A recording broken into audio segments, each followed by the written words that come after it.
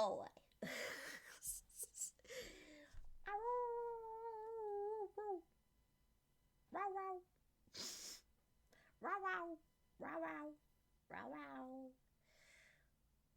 So today Genshin has this new limited time event story going on.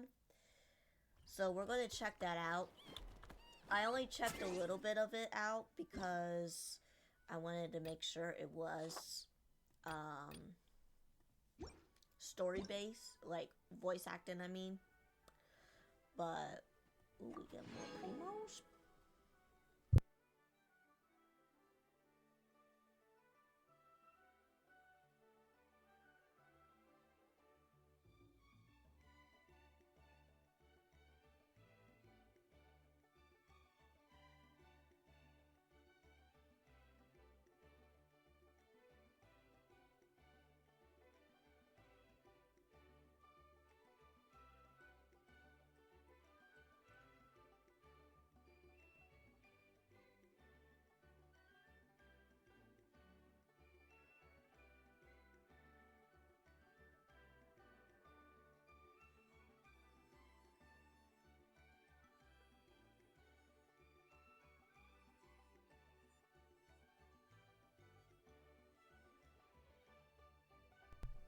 Anyways. Alright. So I did get Oron, and I'm so happy and excited about that. So we talked to Oron, and he said that he wanted to go somewhere, but he's worried about Seat Lolly finding out. So we have to keep Seat Lolly busy. That's the main objective for now. So this is the quest that we're going to go to. So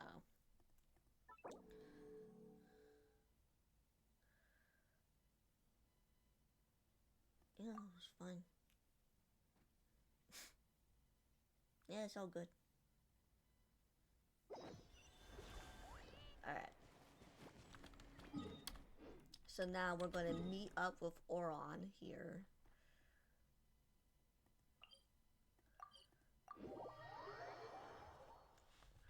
Auroron.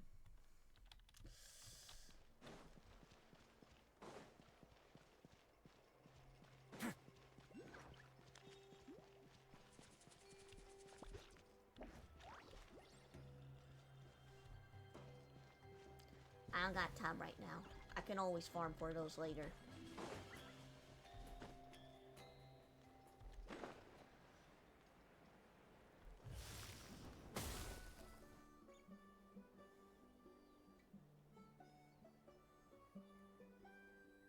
Huh? What's the matter? It's Granny. She's gone. She was standing there at the cave entrance to stop me from going in, standing right in my way. Oh, you meant literally standing in your way. This whole time, Paimon thought you were being metaphorical. Granny says it's tacky when light novels use contrived metaphors. I don't want to be tacky. Wait, but aren't you comparing yourself to a light novel? Isn't that kind of contrived? What? What? Oh, darn it. Anyways, looks like the path ahead has been cleared. Yeah, see, Lolly probably figured there was no point standing in your way anymore. Auroron, whatever it is you so desperately need to do, I guess. you're now free to do it. I don't think it'll be that simple. Granny wouldn't release me from her grasp so easily. She might have laid a trap for me, or maybe when I get inside, I'll get caught by one of her surveillance spells. But why would she want to stop you, though? Yeah, let alone lay a trap for you. Unless you haven't been up to no good again, have you? I just want to rescue someone, and Granny won't let me. Rescue someone? Oh no, what happened? Could I ask you to go inside and take a look at him? I think he should be safe for now, but he'll be at greater and greater risk as time goes by. But then, what are you going to do? I'll have to wait outside, or I might fall into one of Granny's traps. You mean you want us to fall into her traps instead? No, you'll be fine. Granny's traps will recognize it's the traveler, so they'll leave you alone. Really? Sure it is. I mean, I've told my aphids all about your heroic deeds, so I assume Granny's told her traps too. You can't just assume that. Either way, I'm counting sure on you, we're Granny. fine. I'm sure we'll find either way. Sounds like someone's life is at stake, so we should probably head in and check things. Yeah. See ya. Guess we just keep following this path? Auroran seemed pretty confident that Lolly's traps won't harm us. But still, it can't hurt to be careful.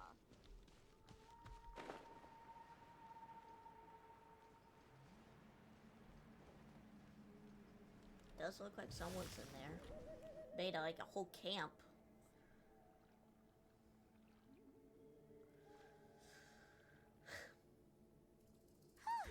We made it in without a hitch. Maybe Lolly's traps can recognize us after all. Wait, look! There's someone there! Hi! Are you okay? Can you hear us? He's not Is responding. he asleep? Or sick? Do you think this is the guy Auroran was talking about? Also, what the heck's been going on here? Lots of strange and mysterious stuff around. Maybe some kind of ritual? Could be. Let's get Auroran in here. He'll know what this is all about. Sorry, Granny. All grown up now, are we? I'm truly sorry. Now that you're one of the 6 heroes, you think you can do as you please, do you? Well, explain yourself, you dummy! How exactly were you thinking of helping that spirit duffer? Auroran! And, hey, Lolly. Huh? Huh? When did you guys... Oh, drat. I wasn't expecting them. And now the Traveler probably caught me yelling at Auroran. Oh, this is not a good look for me. Hello there, you two. We were just, Auroran and we were, play acting. You know, acting out some scenes from a light novel, quoting the lines. I didn't actually mean what I was saying. Right, Auroran? Yeah, he's so confused. Huh? Yes, that's right. I owe you an apology too, Traveler. I asked you for help, but I forgot to watch my back and Granny caught me. And now we're play acting.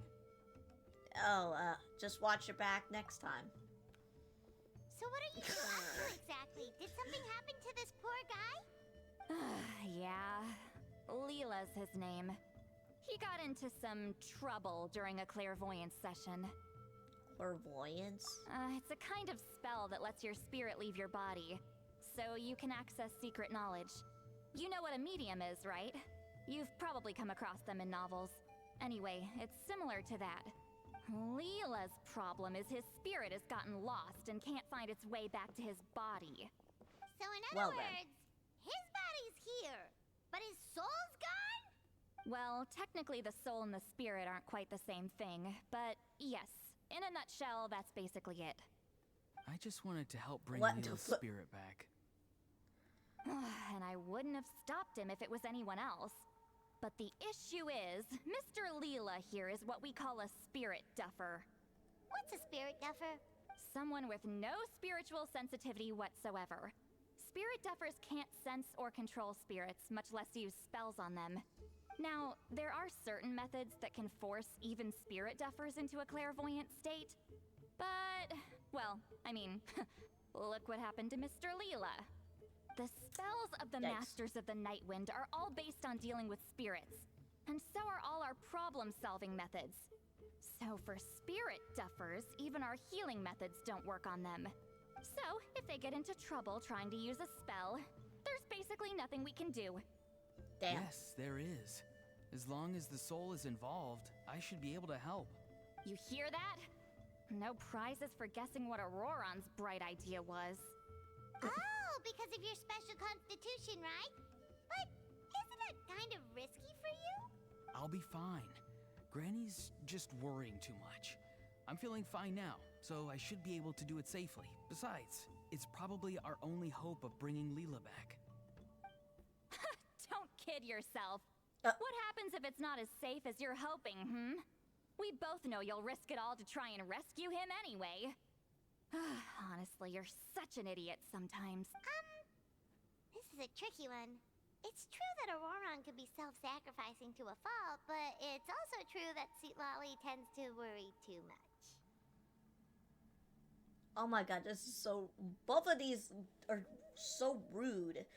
I'm with Seat Lolly, or Auroron is an idiot, or I'm with Auroron, Seat Lolly's the idiot. And then there's this one. I bet you got a plan, huh? Oh my god. Why did it gotta be those two? You're darn right Granny Eatsley's got a plan. Why else do you think I'd be here? Huh? You do? Wait, really? You actually know a way to save him? Yes. I mean, it's a crude solution. But that's beside the point. The point being, don't interfere when Granny's already got things under control. Anyway, Traveler, I was actually going to ask for your help on this. My plan will take quite a lot of work, and it's a little too much for one person. Oh, great! Well, it's a good thing Auroron brought us here then. How can we help them? I intend to use a two-pronged approach. The first is the crude method.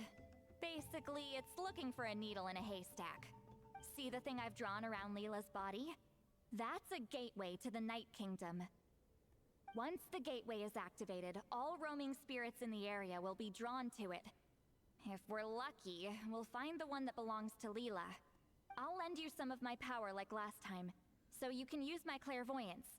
It only works if you use this projection sensor first, though, so don't forget that step. Alright. Don't worry, this time nothing can go wrong. You'll just feel like you're in the Night Kingdom, and you'll see a lot of roaming spirits around you.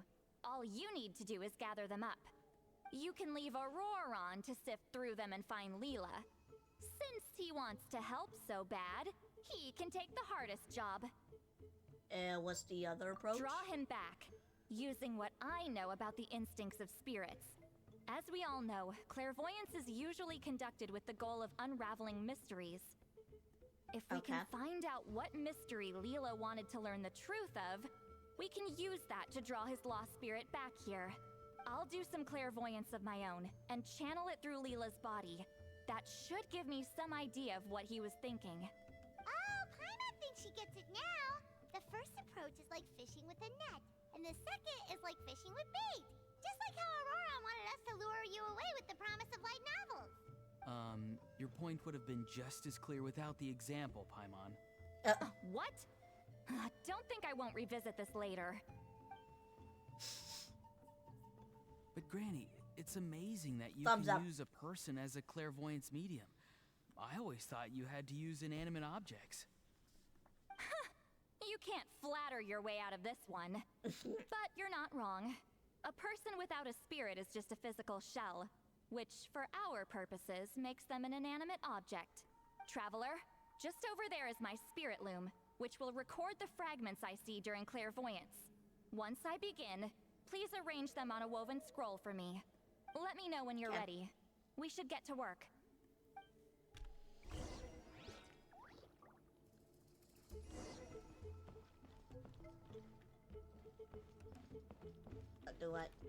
Do I need to do anything? Use the spirit loom to... I guess I can't use it now? I don't know. You can do it, Traveler. Together we'll bring Leela back for sure. I hope so. I mean, I know we would, but it's Are you ready? Don't worry, the spirit loom is very easy to use. Alright. I know this is your first time working with it, but I have a feeling you'll do great.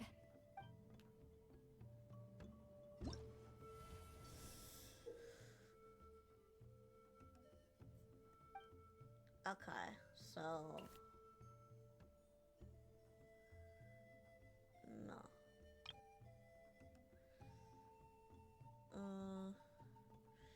Place the fragment... Special order?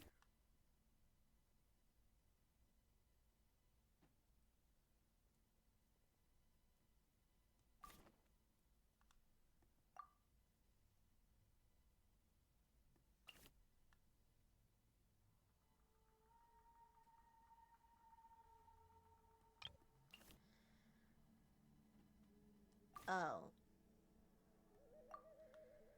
Okay. Okay. Yeah. All right.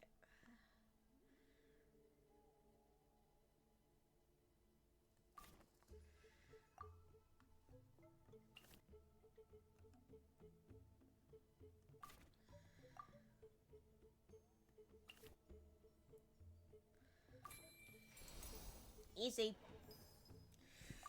It took me a little while, but Oh, the woven scroll is ready. This looks like a person. Who is it? Huh? It's Sanhaj Kampore. Huh? You mean that Sanhaj? Aurora's ancient name hero guy? That's right. He was not only one of the 6 heroes, but also a legendary border master of our tribe. 500 years on, and the remains of his spirit is still so strong. Border Master is an honorable title, by the way. It's only given to powerful figures like Granny Seatlali. No, not like me. The most powerful border masters can expand the borders of the Night Kingdom and temporarily manifest part of it in the real world. I'm no amateur with border spells, but Sanhaj is in a league of his own. They say his border mastery was what turned the tide in the Battle of the Mare Javari 500 years ago. Legend has it that Sanhaj summoned a miniature Night Kingdom and exploded it to defeat the encroaching Dark Calamity. Whoa, he must have been really strong. Of course, it came at a great price. As far as I understand, both Sanhaj and Tainoch, the leader of the tribal coalition forces, gave their lives to activate this spell. I don't know what Leela was thinking. Even I'd think twice before seeking out Sanhaj Kampore during clairvoyance. So what sort of spirit duffer in their right mind would... I guess folly is the greater part of bravery. I'm starting to feel like something else is at play here.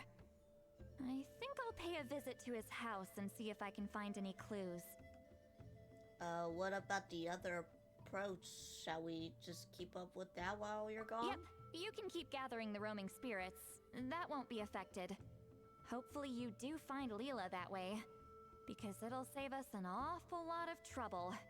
But before that, it looks like we now have another problem on our hands. Connecting with the spirit of Sanhaj Kampore has caused quite a stir.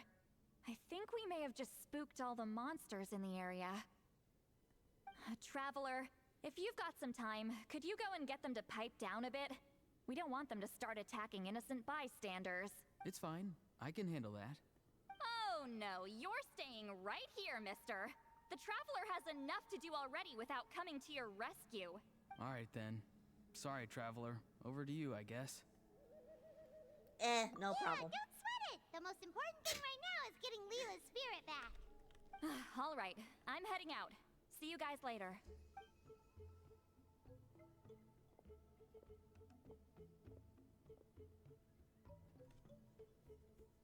Okay.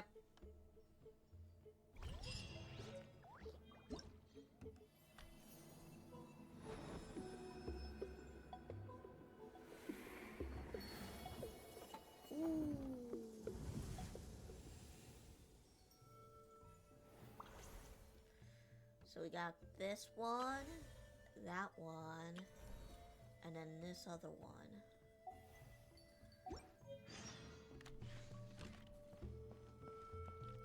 Let's try it out.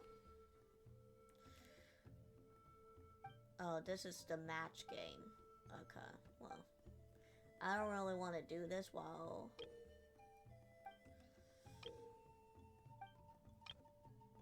I'm streaming. But we could probably do this one at least.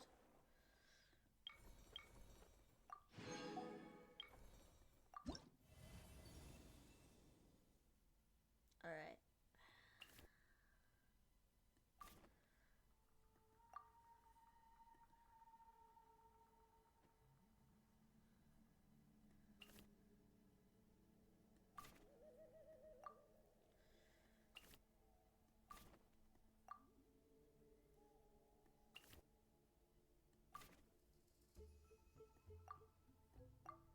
There we go. Then... No, no, not that.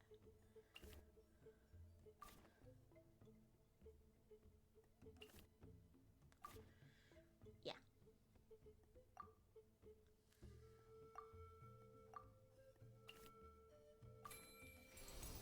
Easy. Yeah, that one's pretty easy for sure. What the...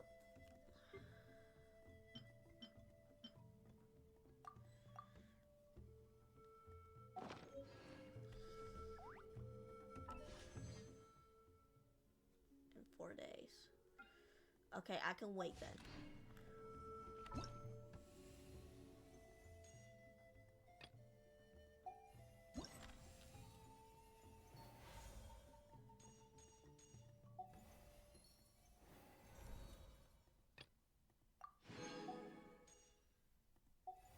Yeah, we'll do those, I guess, another time.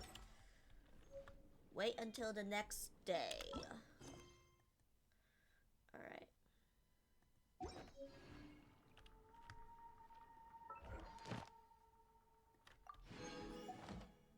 Have you ever seen these stickers?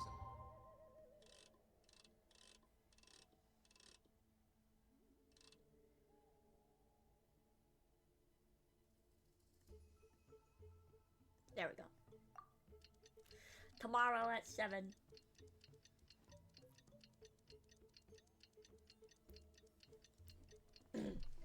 Goodness. It's Christmas. It's Christmas. I don't know why I keep saying Back. Do me a favor and take them off. Malazines like to play pranks. We're in the cave.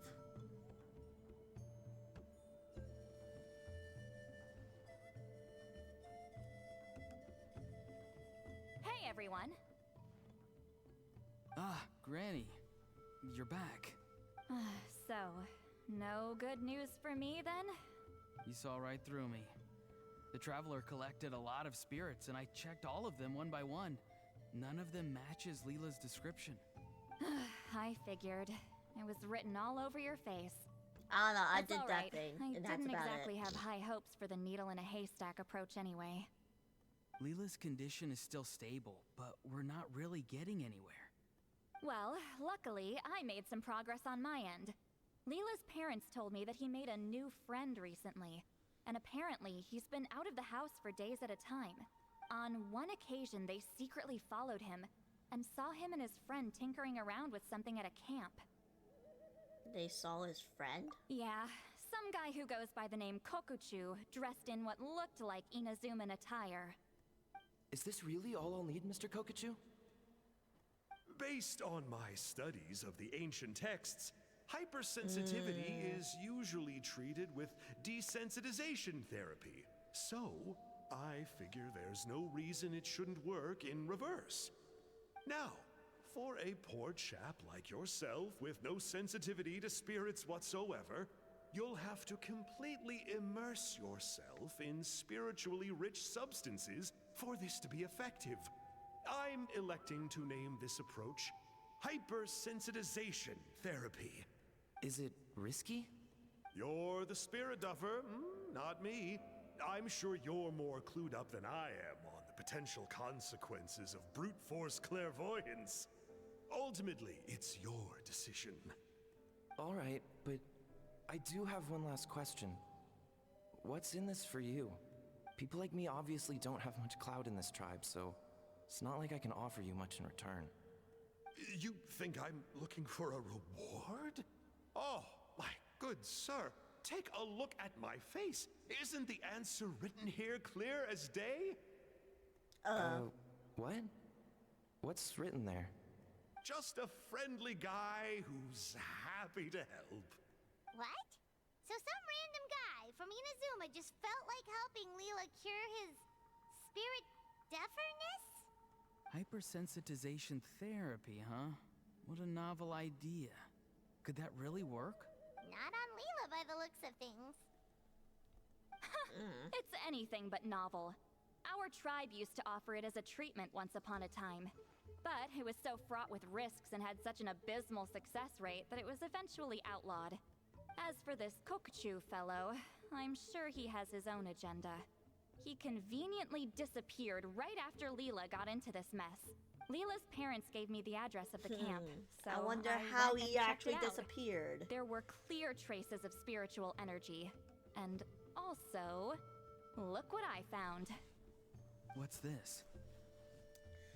A broken shard. Probably from a weapon or some sort of ceremonial implement. You feel that?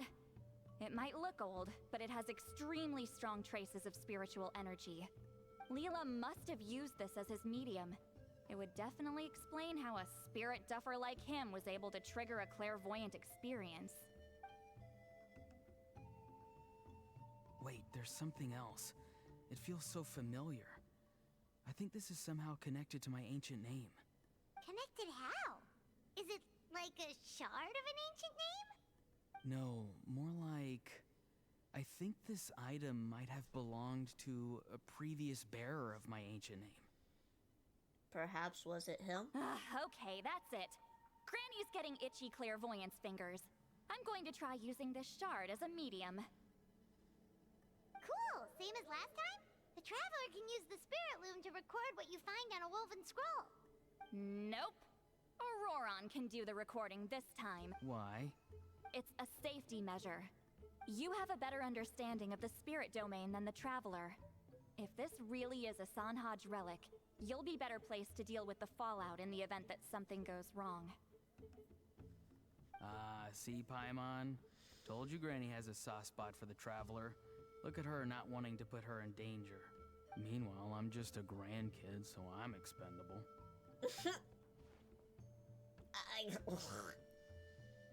Hey, what are you blabbing on about? Sorry, Granny. I'm ready now. Then let us begin.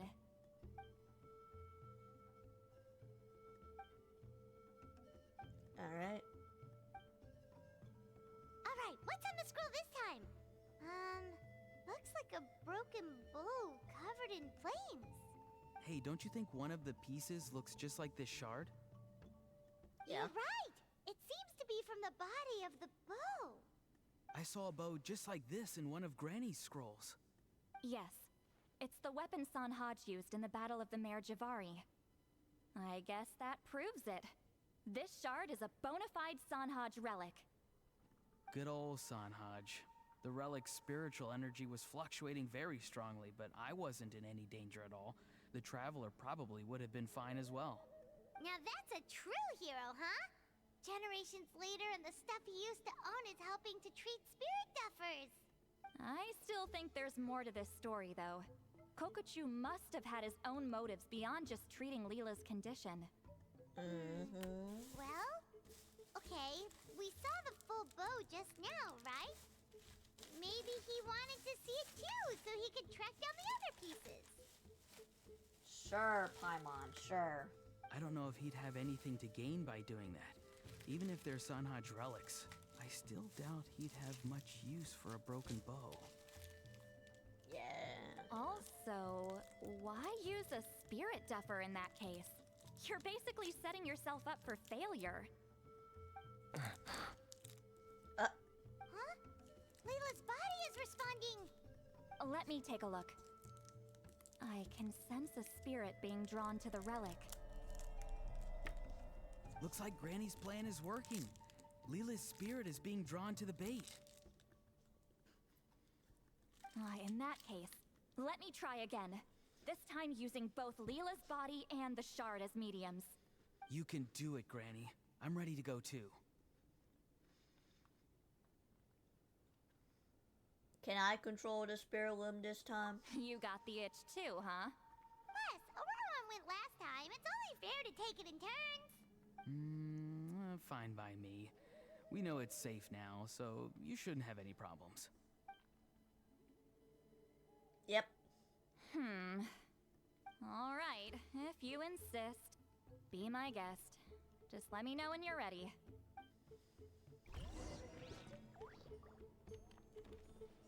Alright. Let's just do it. You ready?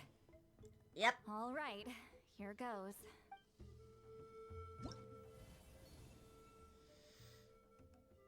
Hmm.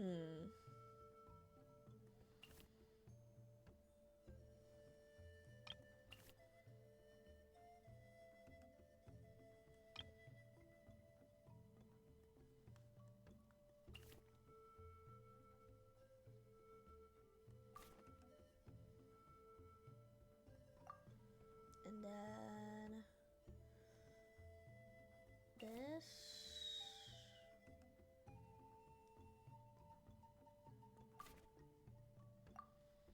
And then we do. Oh wait, no, not that one yet.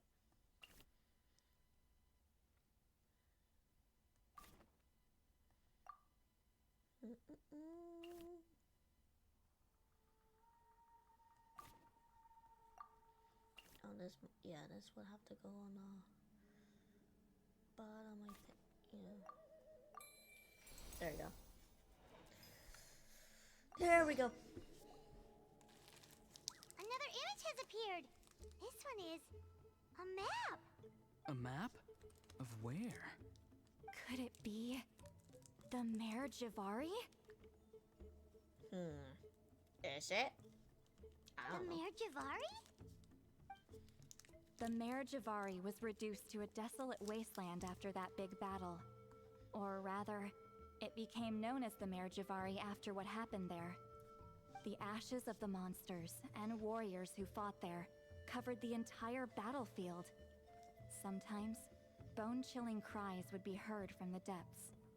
Other times, the whole region would become engulfed in towering flames, drowning out the cries. That place is full of untold dangers and mysteries. Over the centuries, the finest adventurers have tried to prove themselves by venturing in. Sadly, most ended up perishing there. That sad. lasted up until around 20 or 30 years ago, when strange things started happening. People started speaking of an enormous dark creature the size of a mountain, roaming around inside the Mare Javari. And then, shortly after that, the whole region just completely disappeared. Nobody knows how, but that infamously ominous place just vanished from the face of the world. What? How the heck? I know, right? Anyway, if I'm not mistaken, the place indicated on this map is where it used to be before it disappeared. And where is that? At the westernmost part of Natlan. It's a very remote location, far away from any of the tribes. There never used to be a settlement there, but there's more people since the Mare Javari disappeared. Anyway, that's just what I've heard. I've never been there myself. This is what age does to you. The older you get, the less adventurous you become. That's just an excuse. Granny's too lazy to take a trip that far away. Hold on a second. There's a spirit approaching the shard and the woven scroll. Oh, Leela's body is responding again. Quite a strong reaction this time. Does this mean what he was really seeking was the Mare Javari's location? I sense it too. There's a soul nearby. Almost a complete one. This is creeping Paimon out. Ouch.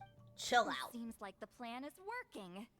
So, can we just wake him up now? Not today. You might think bringing a spirit back into its body is like pouring water from one bottle into another, but it's far more complicated than that. I need to borrow a ceremonial sword and make some other preparations. It'll take me about 2 days. But don't worry. Now that his spirit's returned, there's just one step left. Let's meet up again in 2 days.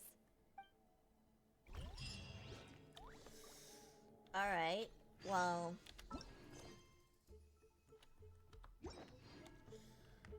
How about we... a sword.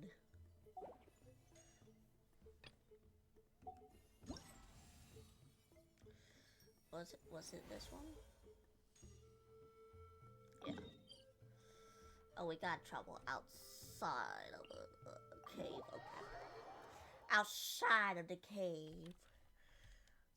Don't break the law. Is there anything else? Yeah, seriously. Don't break the law. Yeah, don't break the law, guys. Don't break it. But who would be good with that sword though? It's just like a random sword that no one, like no new characters can use. Right? And it beats me. Alright.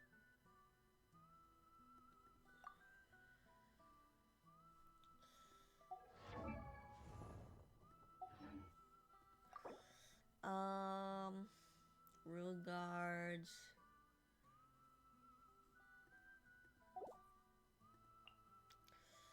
See here.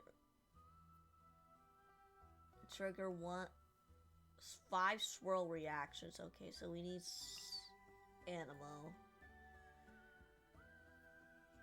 Night Soul Burst. We don't really have any Natland characters that can get the job done. We'll do this. At least, yeah. That are high enough on that level, so. Show me your moves. Shattered. Clouds high. The birds call. Let me weave you a verse. Rain outlines your fate. Know my soul. Let's light it up. Teamwork is... Now you shall perish. Well. Here comes another.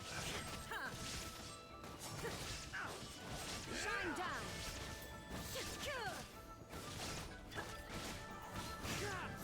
Witness the power of good luck. Fallen leaves. Adorn.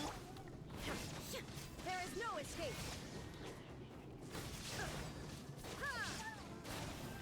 Come on, show me your courage. Going in.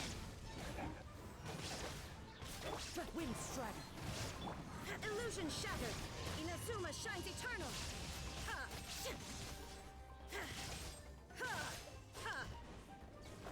But I don't got any Natland characters. That's the problem. Rain outlines your fate. Know my soul. Show me your moves. Rain cutter. Clouds high. Show me your moves. Birds call. Alright, Captain Shine Stalgo. down. Torn to oblivion. Show you my moves. Here comes another. There is no escape. Hey, I'm sorry to do this, but apparently it's all in the trial. I don't like beating up animals like this. Let's light it up. Let me weave you a... Now you shall perish.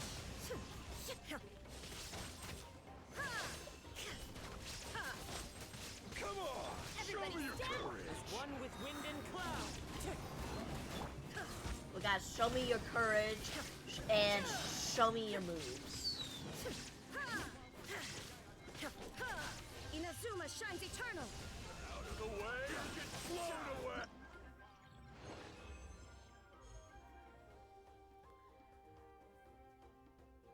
Okay. I don't know. I don't understand it.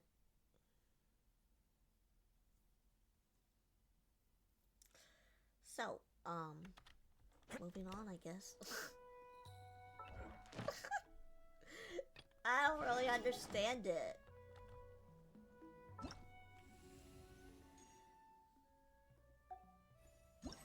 Let me see.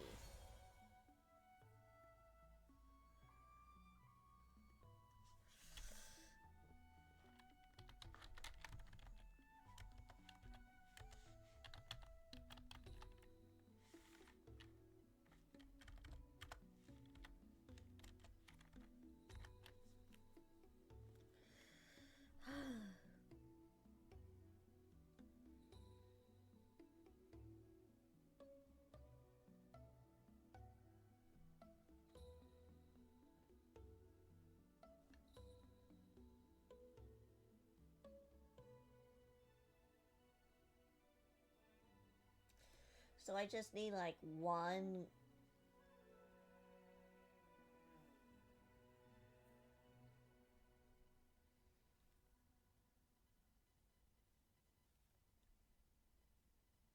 Yeah, it looks like I need to do.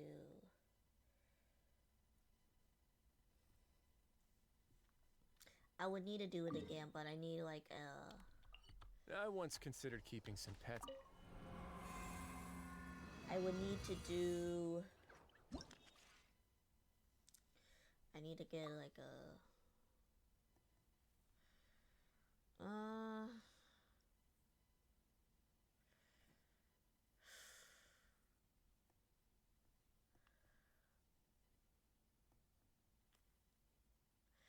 Guess Knight would be better off.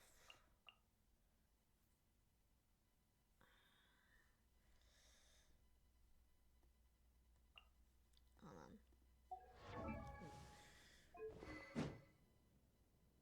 Alright.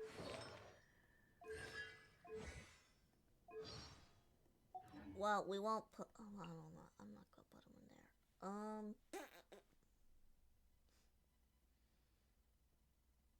Having a swirl reaction.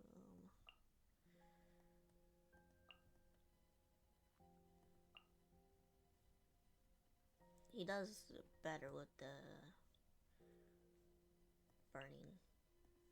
Alright, we'll try this. We'll try this and see how it works. Because I need to have Natlan characters in this. And oh boy. Clouds high. The birds. For the Lord of the Night. Target acquired. It's your soul in sacrifice.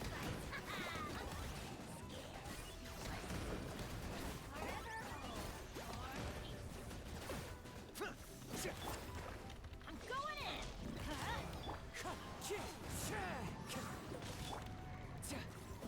I got him cornered. Well, well. Here comes another. God, he's so fun to play. But I don't have him all played out. Wind So, strike. sadly enough. Let's light it up. Fallen leaves. Adorn my night. There we go. Teamwork is true. You're oh, glory! That was unexpected.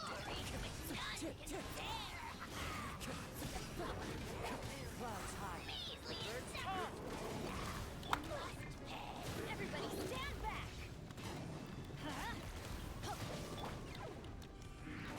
Bow before your king. Let's light it up. Alright. Adorn my night. Wind strike. Teamwork is dreamwork. Well, I was making sure that it was actually for Natlan characters and not just... At the frying pan, into the fire. What the... For the Lord of the Night. Submit your soul in sacrifice.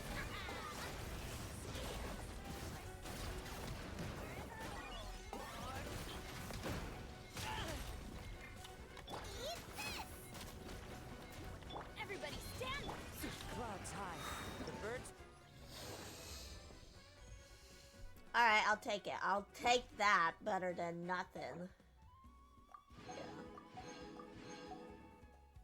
So that's how you're supposed to do it, I guess.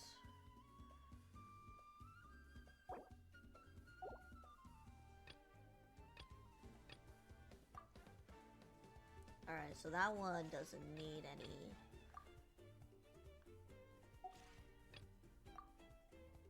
Okay. Should be good for the rest of them, but I don't know why they needed that one. I don't know. So... Did we do the character trials? Yeah, okay. I was like, did we do that? I think we did. But I don't know, could be wrong. Right there.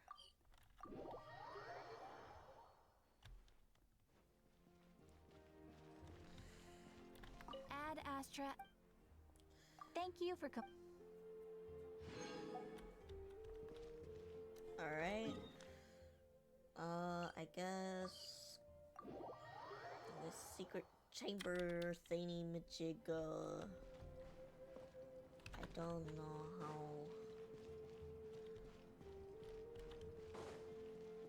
how they get there though.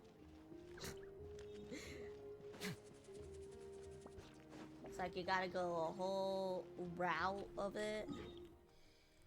It's so weird. Yeah.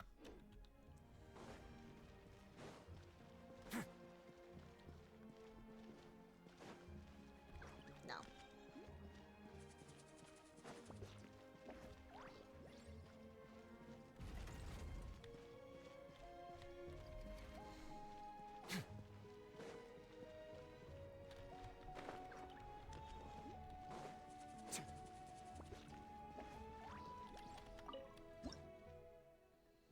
Oh well, we got a lot.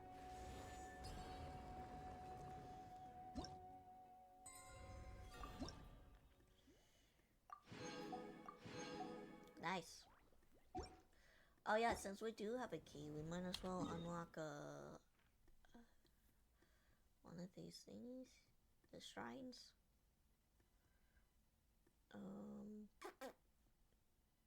I marked that one, so I guess we'll go to that one. I don't know where the rest are, unless I did unlock them.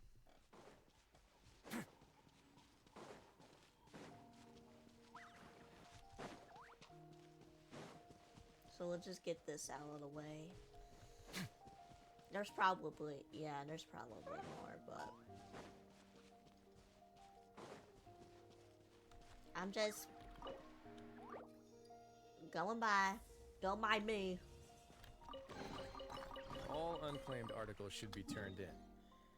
Alright. Maybe I can search.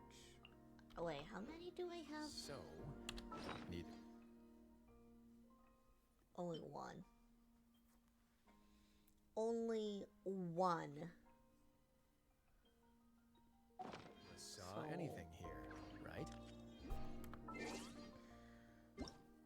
Alright.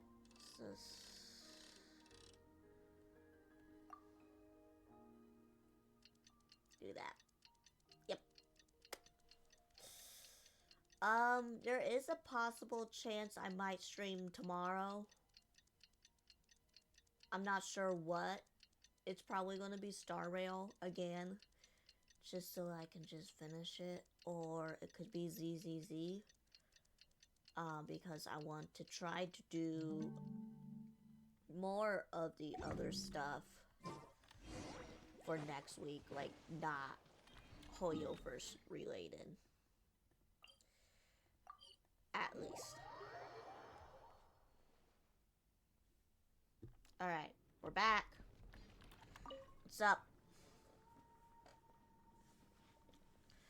Greetings again, everyone. See, Lolly, you're here. I got the ceremonial sword from the chief. It has a certain power that's needed in situations like this. You haven't forgotten what we're doing today, right? Of course not. We're gonna wake Leela up and then ask him just what the heck he was playing at. And I've prepared the rest of the tools for the ceremony per Granny's instructions. We've dotted all our I's and crossed all our T's, so today should go off without a hitch. Good work, kiddo. Then without further ado, let's get started.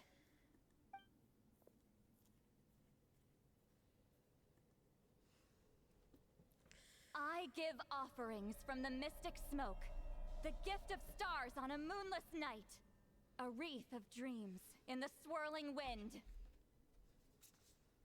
Glory be to the ruler of death. Fade, fade, fade. Thrice uttered and thrice repeated. Whoa! Is this one of her magic spells? This whole place suddenly got cold. What's happening? Bro. Keep your voice down. We mustn't disturb her. Yeah, Paimon, shut up. The children of the Priest King, swear to abide by the ancient pact and tear through the veil of the Night Realm. I am Seedlali. Hear my command. I am the Shepherd of Doomsday. I am Akul Batil.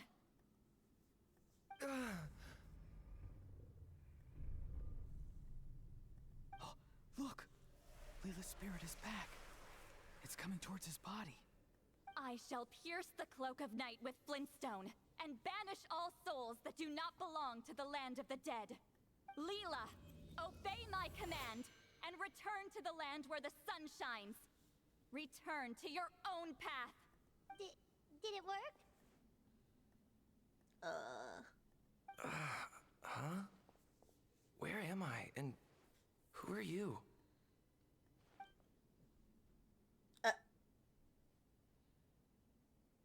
Whoa!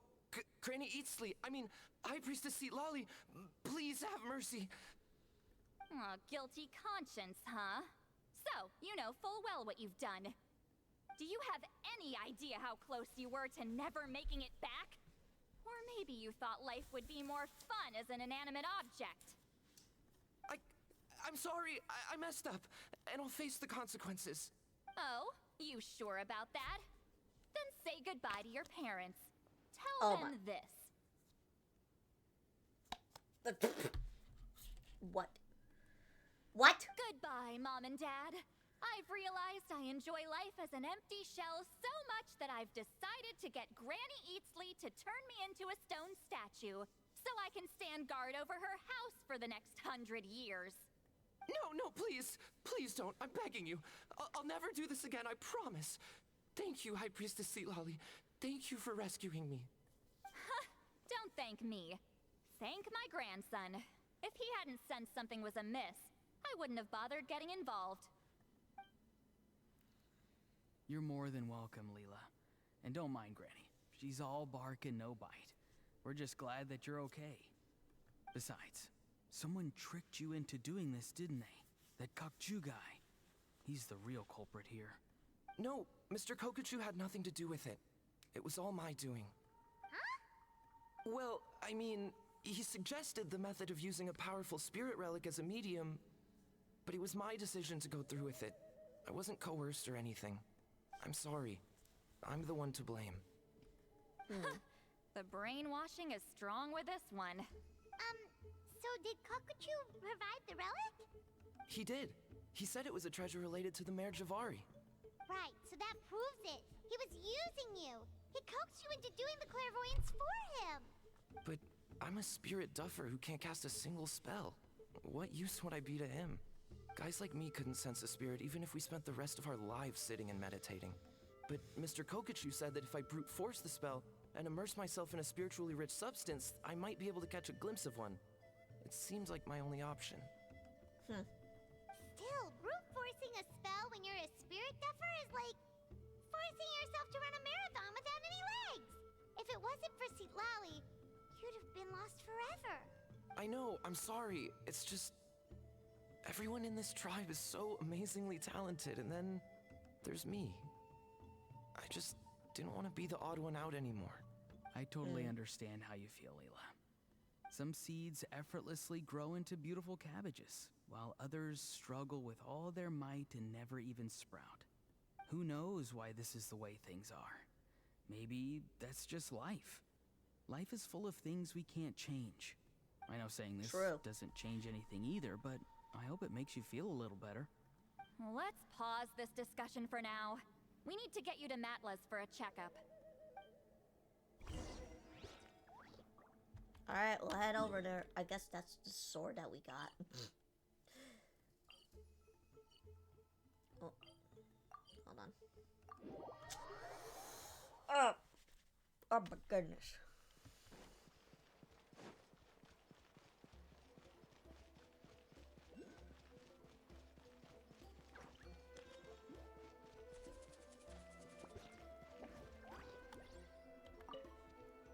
Gotta go see doctor, I guess, or whatever he is.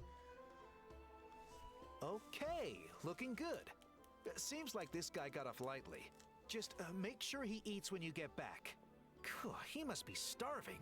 That's relief. I've heard of cases where people's bodies started necrotizing after they spent too long meditating. Oh. What a horrifying thought! Anyway, Leela, even though we didn't know each other before all this, I'm still really glad that you're okay now. Well, maybe you don't know me, but I've heard all about you. The same goes for High Priestess Lolly, the Traveler, and Paimon. I've heard all the stories. Huh? Even us? I mean, yeah, we're popular, duh. This might sound corny, but you're exactly the kind of people I've always dreamed of becoming. But it's clear to me now. That was just wishful thinking. Corny. Corny. Corn.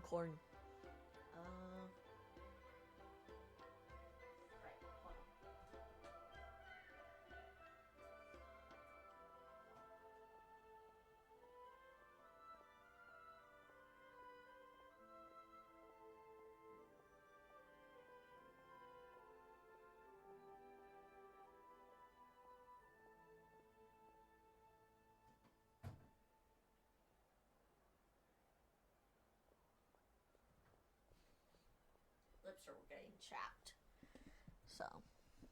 Honestly, why'd I have to be born a spirit duffer? Nah, it's alright, really. I'm used to being useless by now. Thank you Damn. all for saving me. Auroron, I think you're right.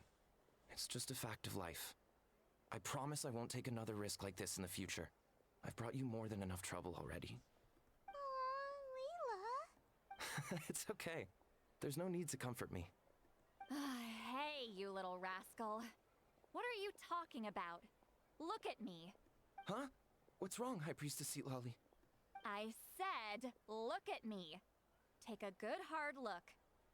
Sense anything strange? Granny, what are you talking about? What do you think, Traveler? Another case of happy to help written on someone's face? Hold on. I think... either my mind's playing tricks on me, or her entire body is an illusion. No, it must just be my imagination. I wouldn't be able to see through something like that. Wait, I know this trick. It's the same one I used a while back. Granny snuck away from right under our noses. You see?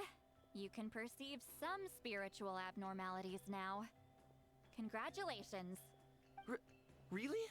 But where are you going, Granny? Where do you think? I'm going fishing, you dummy. Someone triggered the trap I set in the cave. Looks like our friend Kokochu took the bait. What? Sorry, can't talk now. You'll find me in the cave. Poof. Alright, going back to the cave.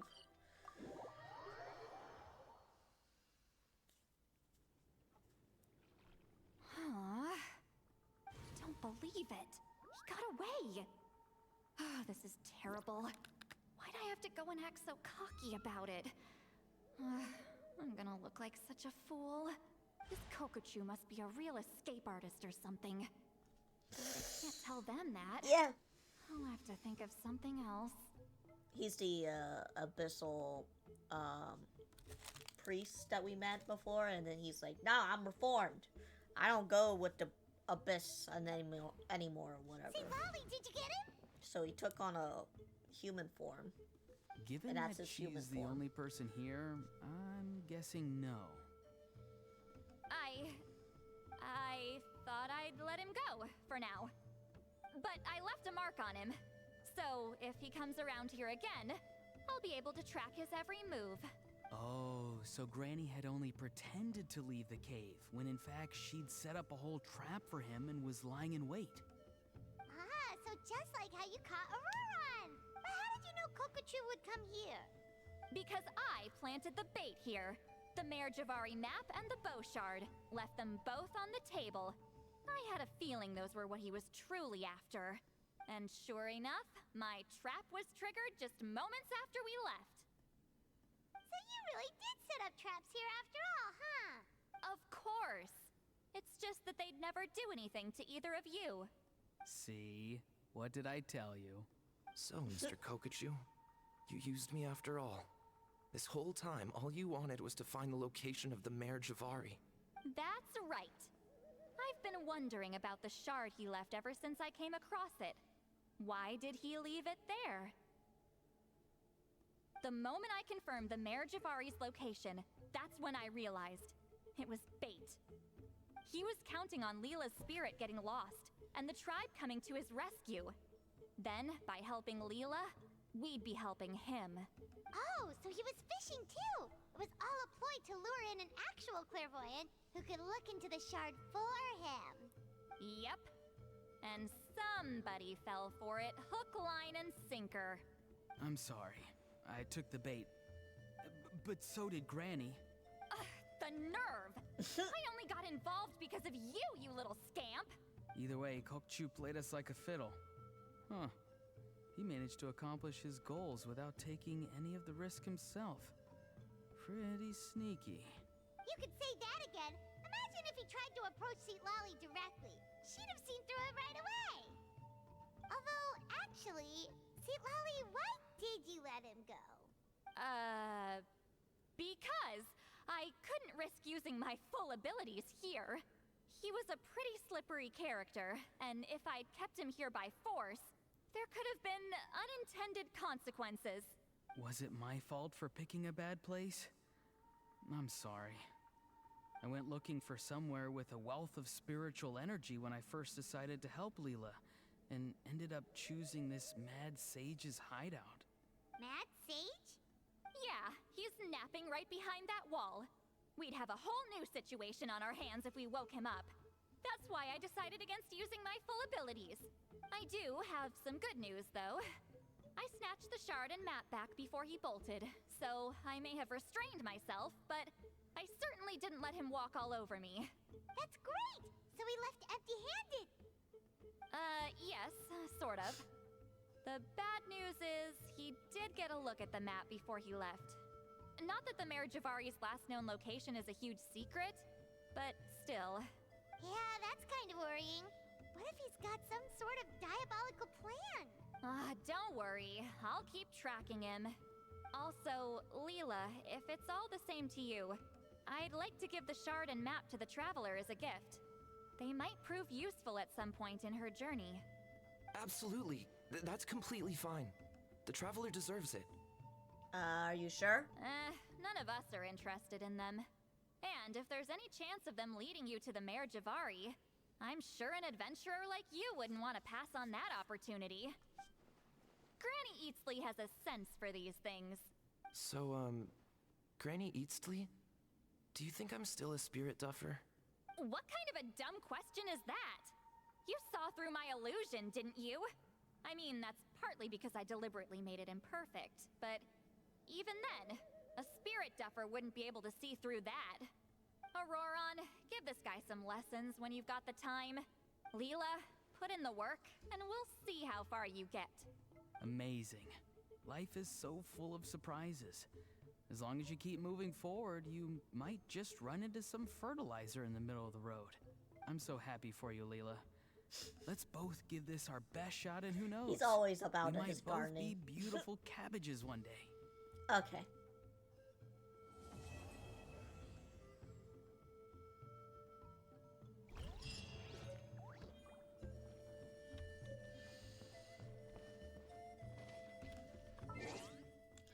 So now what?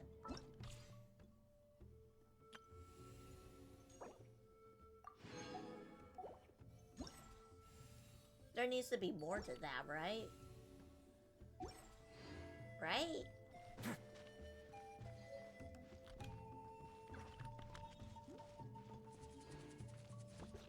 Or do I still have to wait until, like, the aftermath? I don't know. You alright? I have to return the ceremonial sword to the chief shortly. But I'll leave everything else in the camp as is for now. Feel free to make use of it. Have the last volume of the Mirage Warriors here. Alongside the special edition spin-off of the case files of Miss Aura. Huh? Want to read them together? What is this? What's going on? How did she know I like those books? Has she been trying to find out what I'm into? No, that's ridiculous. Don't be silly. I bet Auroron sold me out. A little scamp. Still, she remembered. That's gotta mean something, right? Why make a note of some mundane detail like that? Focus. She asked me a question. Oh, how do I respond? Sure, why not? I should have some time later. I'll let you know. Okay. That was quite the something. Thank you for everything. This would have been so much harder without you. These are for you. They're all homegrown. I hope you like them. I didn't know how long this thing would ever take, so... I'm gonna apply myself hard and learn everything I can from Auroron. He'll make a cabbage out of me yet. Although, to be honest, I'd rather become a carrot. More nutritious, you know? Hey, whatever floats your boat. I don't think there's anything else we really could do. Yeah, that's... I mean, we could do the other quest. Yeah, sure, why not? We got some time. And it shouldn't take us super long, right? Right?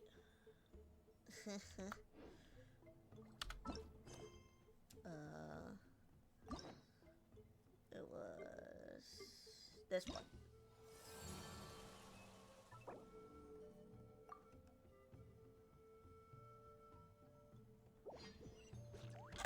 Alright, let's go visit Casca's tribe.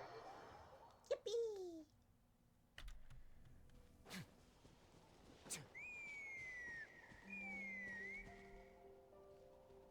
Huh? What's that sound? Seems like it's coming from that bridge. You doing bird calls here?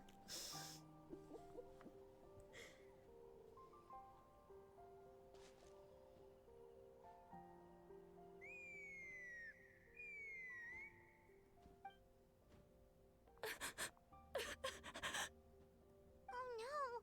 Why is she crying? Should we go check on her? You know, just in case she's thinking of doing something stupid. I'd leave her be. The warriors of the Flower Feather Clan are a proud bunch who never show their vulnerability. How did you show up? Even if they've gone wingless. Oh, Chaska? Good to see you again, Traveler and Paimon. Before we carry on, let's get a little further away before Koyer notices us. How did she show up? So, that girl on the bridge, Koyer, you said? Should she really be on her own right now? With the mental state she's in, it just seems risky. Don't worry. That's exactly why I'm here. Elder Alpa sent me to keep an eye on her. If she does attempt the unthinkable, I'll swoop in and catch her. I doubt it'll come to that, though. She's a fighter. A warrior, in fact. One who aimed for the sky. However despondent she might feel now, I'm confident she'll get through it. Aim for the sky? In the Flower Feather Clan, there's an elite flying squad made up of Kukasaur riders, but it's an extremely selective squad. To become a rider, you need to undergo a trial where you not only demonstrate mastery of the relevant skills, but also win the approval of the Kukasaurs. Very few candidates make it through the process. Koyer has spent years training for her most recent attempt, but unfortunately she didn't pass. So it's not hard to see why she's so upset. So that's why you mentioned going wingless. Sometimes, after multiple failed attempts to pass the flying test and win the Kukasaur's approval, people get so disheartened that they give up on their dream to soar the skies. They resolve to quit trying for good. We call those people the wingless. Do they get expelled from the tribe? What? No, of course not. They're still prized warriors. We have a saying. Just as the Kukasaur treasures every feather on its body, so the tribe treasures each one of its children. This hits even harder in the wake of the war. All of our young warriors carry the future of our tribe on their shoulders. Besides, every Kukasaur falls from its nest before it learns to fly. It's practically a rite of passage. Likewise for the wingless, we always hold out hope that one day, when they're ready, they'll rekindle their dreams and keep trying. Until then, all we can do is quietly watch over them from a distance. just like I'm doing now. Ah, okay. Paimon hopes she'll get back on her feet soon. Well, from the sound of her whistling, her confidence has been seriously shaken. No Kukasaur is going to respond to a call that sounds like that. Whistling? Yeah. People from my tribe call to their saurian companions by whistling or blowing a horn. So it sounds like Koyer was trying to summon a Kukasaur to practice her flying. But the Kukasaurs are an even prouder bunch than our warriors. They would never respond to a lackluster whistle like that. First she failed the trial, and now she's struggling to even summon a Kukasaur. That's only gonna hurt her confidence further. And getting trapped in that vicious circle is the kind of thing that'll make people go wingless. Surely there must be something we can do to help. That's very kind of you. Koyer's flying skills are up to par, but mentally she's stuck in a rut. If she wants to return to the sky, she has to overcome that for herself. I'm going to lay low nearby, just in case she takes a turn for the worse. Let me give you a tour around the tribe once this is all over.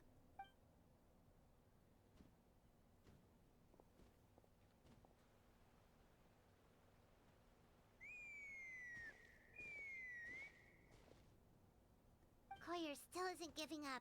Even though Chaska said that she has to do this by herself, Paimon can't help feeling like maybe we can nudge her in the right direction. What if we could get a Kukusaur to fly up to her? That might give her the confidence boost she needs. Actually, that sounds like a plan. Alright, let's do it. We become the Kukasaur. We become the dragon.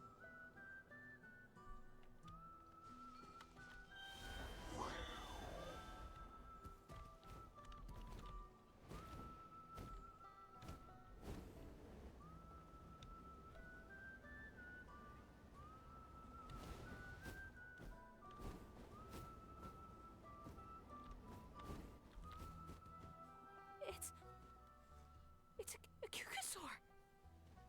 Oh my gosh. Is this really happening? I did it. I summoned one. I was beginning to think you'd all given up on me completely. Thank you. Oh, thank you. Looks like her mood's lifted. Now to wait until she's not looking and fly out of here. Excuse me? Would you mind if we did some flying practice together? I think I know where I went wrong in the test now. I need to maintain a higher speed on my turns. So I just gotta practice my bell tail slides and split S maneuvers. Those are complicated. Out of my depth, this is too dangerous. Also, I really want to try some stall turns and cobra maneuvers. I never carried a passenger, let alone while doing all of that. I need to get out of here. Huh? That sounded like a whistle. Is someone else trying to summon a Kukasaur? Now's my chance. Hey! Wait! Wait! It was Chaska. Do you think Koyer's feeling better now? Let's go back to that bridge and check.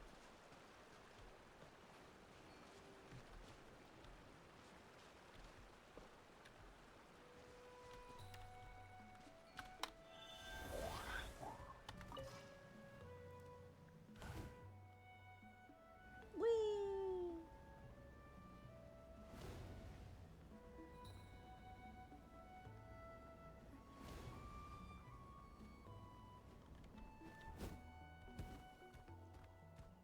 I am the bird.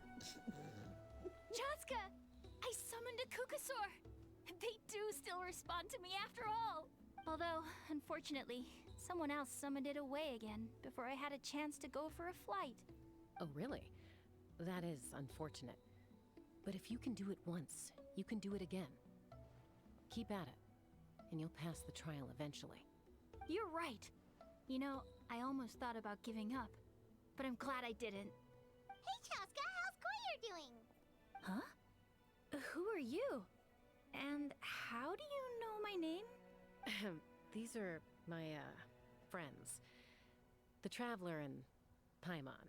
You came up in conversation the other day because I was telling them about up-and-coming warriors in our tribe. Oh, the Traveler, huh? So that's you. What do you mean up and coming? I'm closer to being wingless than I am to passing the trial. Anyway, we haven't met before, have we? You look so familiar somehow. Maybe you saw her in the stadium? Or anywhere, really. She's been all over Natlan lately, so it's not Well- surprising that you've seen her around. Not all of that one, because there's like one more tribe we haven't seen yet, so. If you say so. Yeah, that must be it. Goyer, Chaska.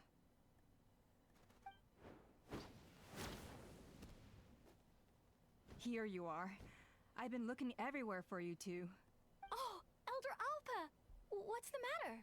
I thought I should tell you myself. We're going to redo the flying trials. Redo them?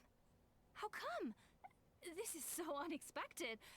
And I can't believe you came out here just to tell us that in person. It's embarrassing to admit, but due to time constraints, we didn't do a proper inspection of the arena before the last round of trials began.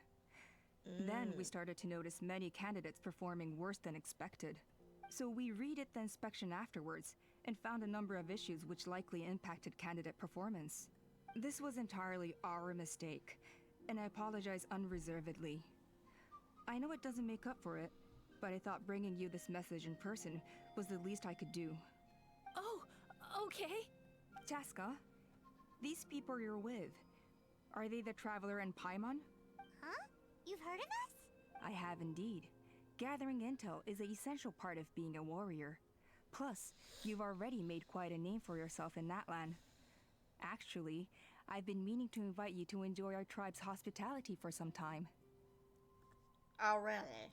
Hospitality? That includes food, right? Of course it does. If you let us host Well, you, what else you'll does be it treated quite include? lavishly. Mighty warriors are highly revered in our tribe. Besides, we still owe you for your help during the war. Without you, we would have suffered far worse at the hands of the Abyss. So I like the chance to show you our gratitude on behalf of the whole tribe. Mighty warriors, plural? So Paimon counts too? Paimon's starting to like you a lot. Even though Paimon didn't do shit! That should go without saying. Your flying skills are the envy of our tribe. That's a good point, I The guess. Flower Feather Clan seems like a really nice bunch of people. We definitely need to take her up on this offer. Last time was just a flying visit. Well, I'd love to stay, but I'm afraid I still have to inform the other candidates about the retrials. With our younger generation's future on the line, there's no time to lose. Wait, Elder Alpa! Let me help! The sooner everyone gets the news, the better! Very well. In that case, Chaska, could I leave you to entertain our guests? Sure thing. Okay. Let's meet by the Obsidian Totem Pole later. Koyer, let's get going. Okay.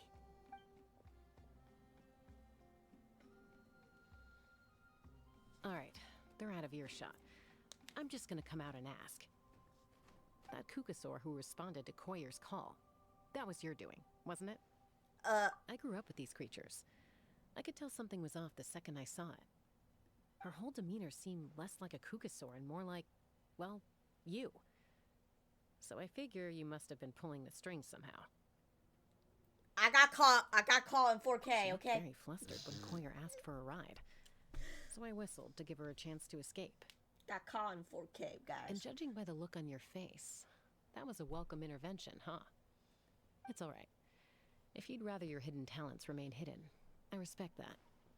I won't press you for answers, and I'll keep my speculations to myself.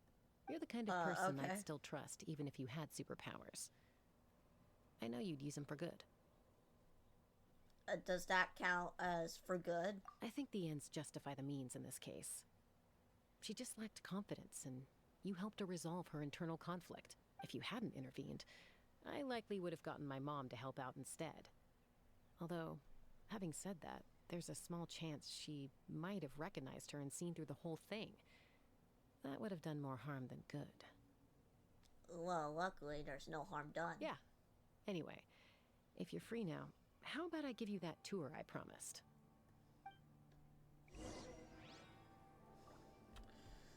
I'm a bird, motherfucker. I'm a bird. Look at me. Whee!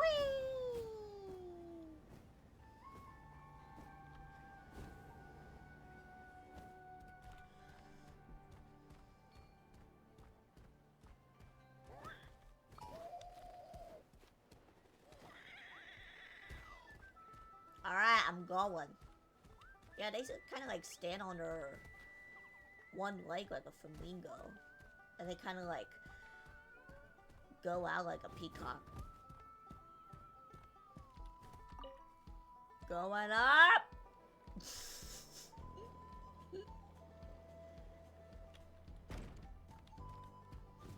Yeah, you never seen a cuckoo bird soar, whatever.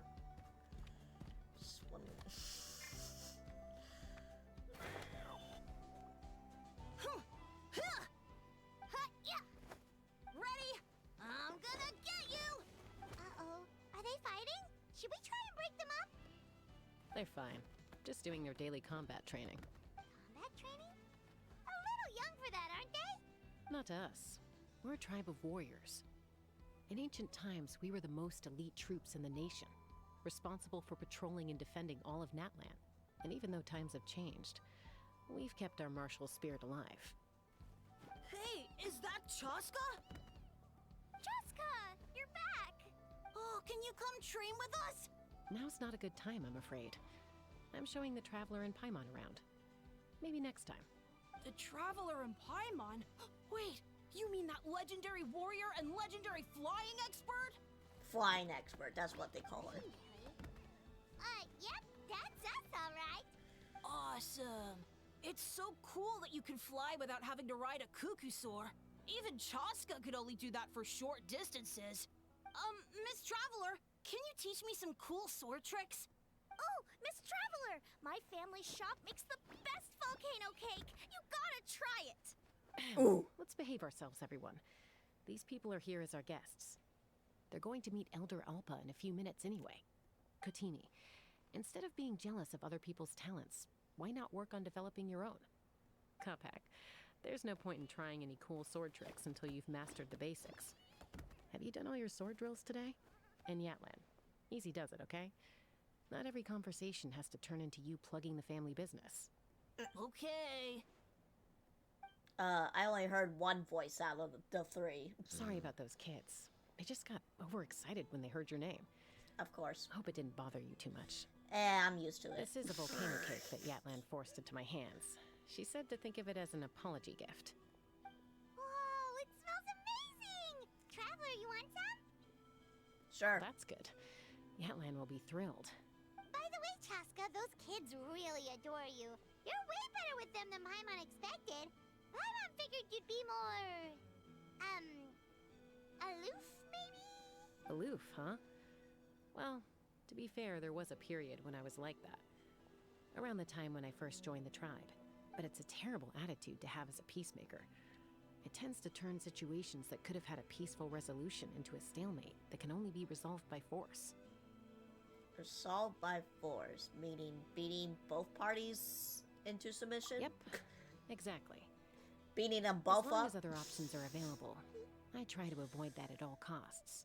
Someone once told me that peace imposed by force will crumble in a matter of days. But peace achieved through genuine dialogue actually benefits both sides. Even if sometimes the parties are only willing to negotiate because they're both armed to the teeth. That's true. Hey, Chaska! Uncle Cusco knows you're back, and he's coming to get you. Oh, thanks.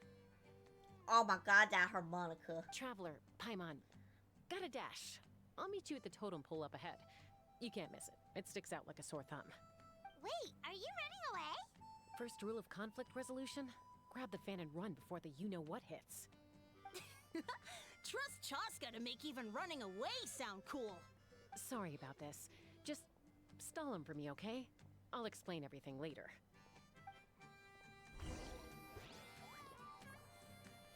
I'm a kookasaur. Brian, I'm there.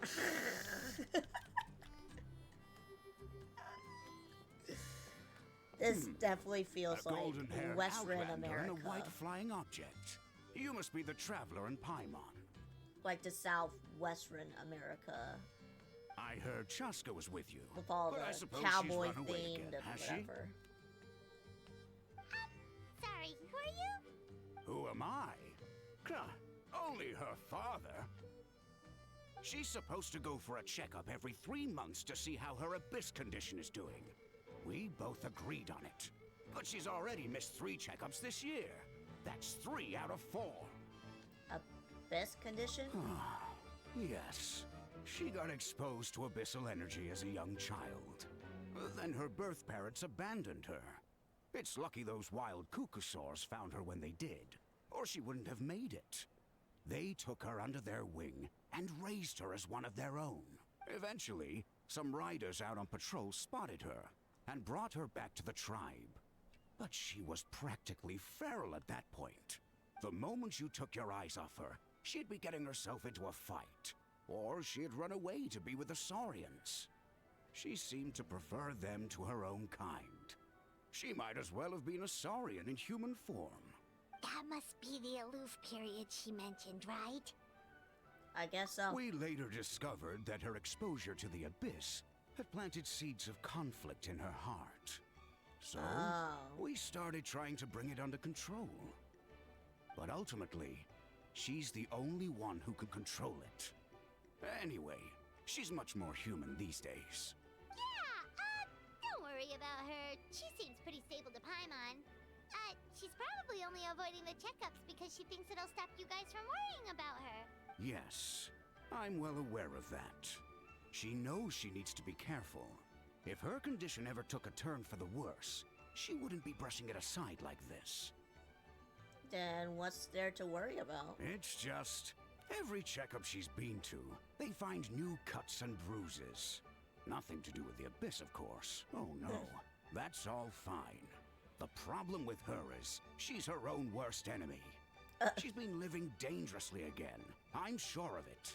That's why she's avoiding the checkups. She wants to hide it from us. Yeah, Paimon can see her doing that. Oh. In the past, she always had Koichi to keep an eye on her.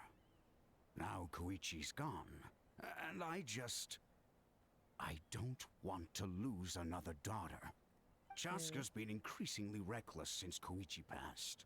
It's like she's trying to make up for it somehow. Next time you see her, please tell her to be careful for me. Even if she doesn't want to hear it. If she doesn't want to do these checkups anymore, that's fine. I just want her to stop putting herself in harm's way. Oh, she heard all of that.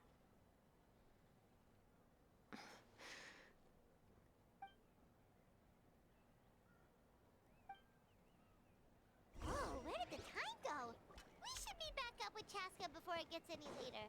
To get to the totem pole, we need to head north, right? Yeah. Yeah. It's like she wasn't there the whole time, was she?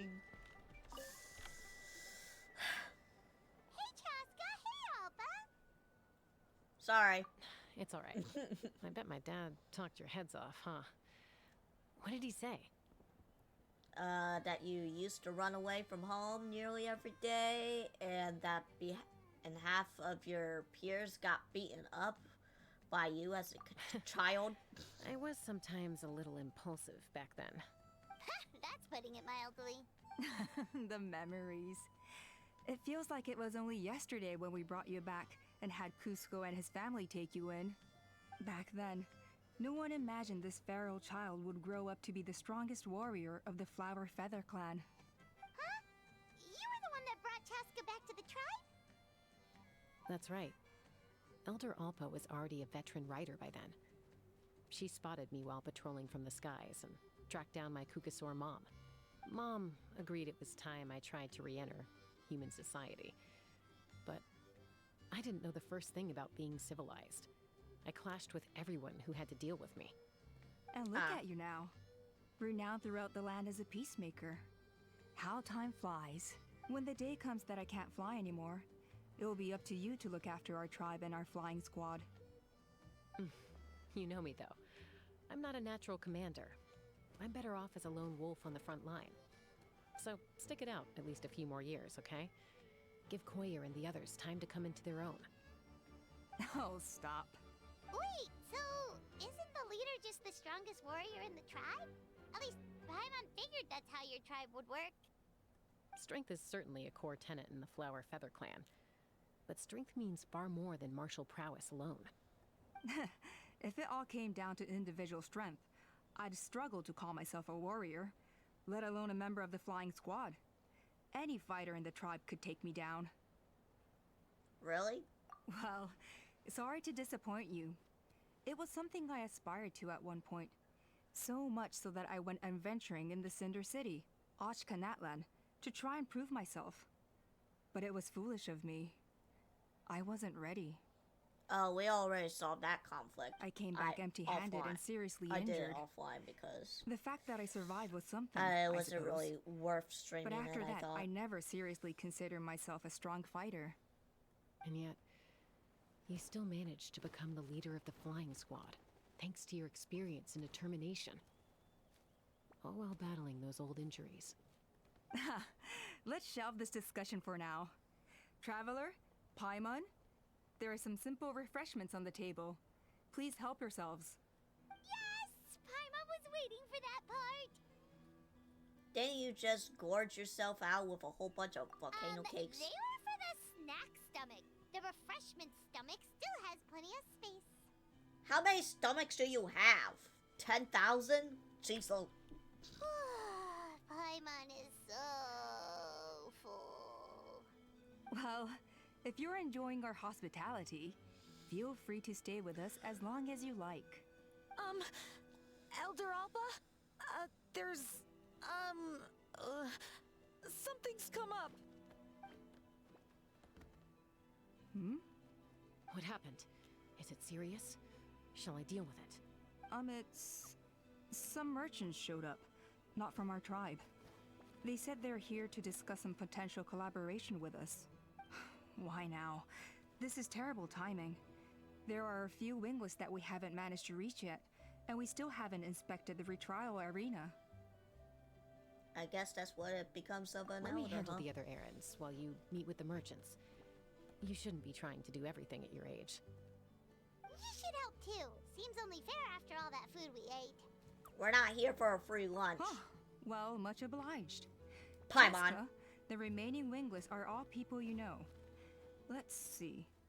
Pishika now manages the floating target balloons. Waska's probably still addicted to eyes on the feathered prize, and Junon spends her days up on the flying platform, staring at the Cinder City. I'll leave you to tell them the news. Alright. Let's go to... Peachka. I don't know. Whatever his name is. Now!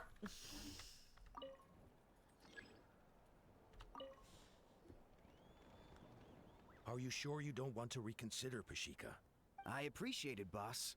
But honestly, I'm pretty happy with my life nowadays. Pashika, they're redoing the flying trials. Huh? Utona? Ah, did Alpa send you? I was just telling Pashika the news, actually. The way things are with the tribe these days. I mean, you don't need me to tell you. This here is no future for a seasoned warrior like you. Ah, come on, boss. Do you have any idea how long it's been? I've been wingless for years now. I'm not cut out for that anymore. Of course, I'll do my part if we ever need to defend the tribe. But there's really no point in me trying out for the flying squad now. I've already made my peace with it. Not everyone has what it takes to return to the sky after going wingless. Elder Alpa's perseverance is something else. And it's okay if I'm not destined for greatness. I might not have the Kukasaur's approval, but with my hot air balloons, I can still reach the skies. Handling these balloons every day, seeing how the customers react, the looks on their faces, that's enough for me. Finding something you love doing can be just as hard as passing the flying trial. It's worth holding on to. Fair enough. It's your choice. I won't force you. Oh, by the way, you should try taking a balloon ride if you've got the time.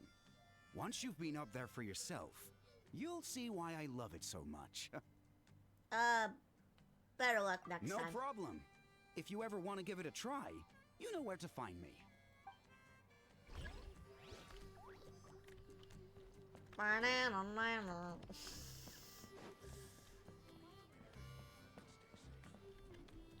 Alright.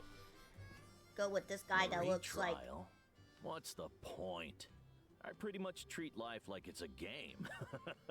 No Kukasaur's ever going to approve of that, no matter how many times I try. Waskar, I can assure you, Kukasaurus wouldn't judge you for something like that. Well, they must be judging me for something.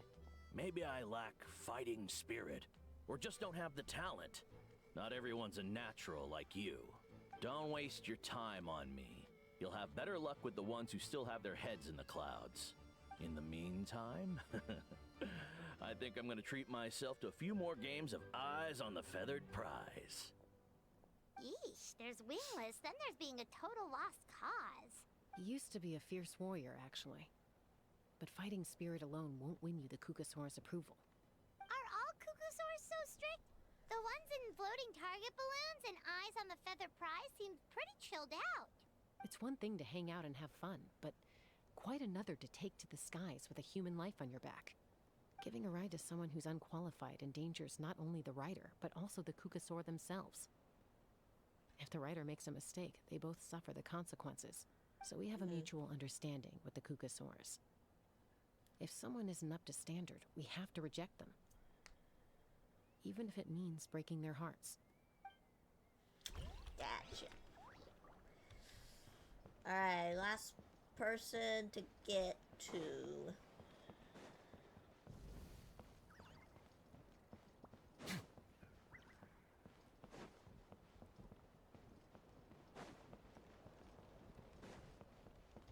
There she is.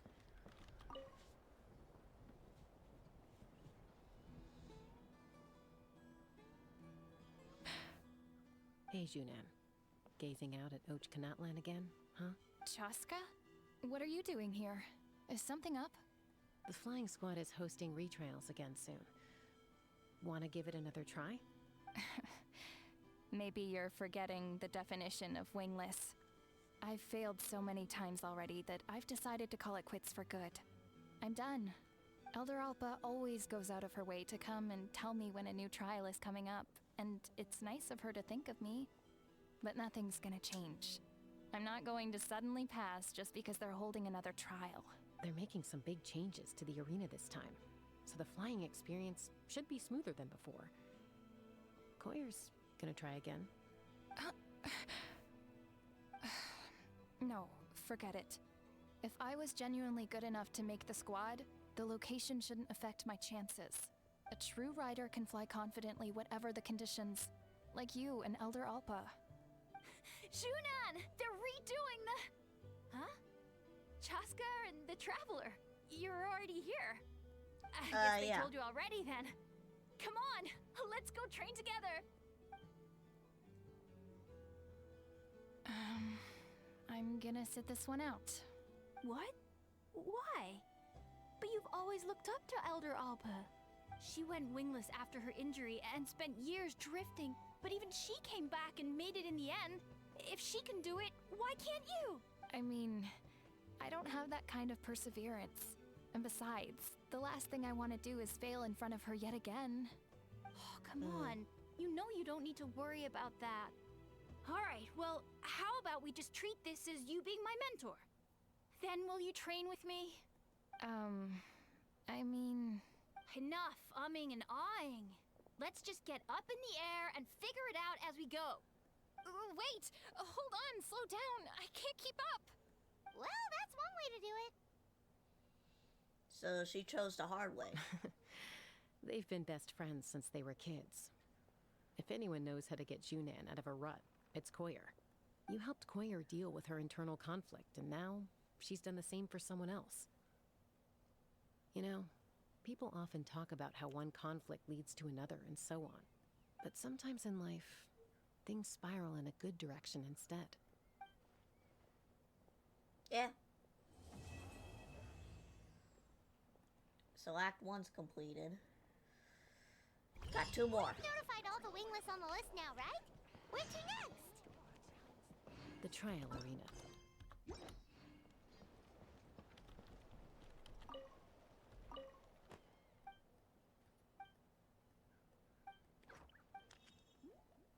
He's just like, yeah, while he's jumping up and down.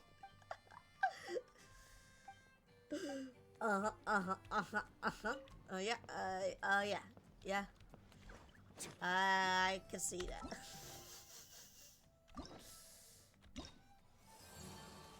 Yeah, I know, I'm getting to it. Excuse me.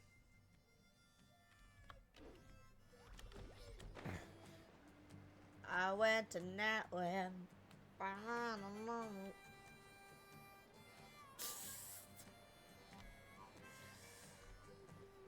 And now I've got a train with the cuckoo shores.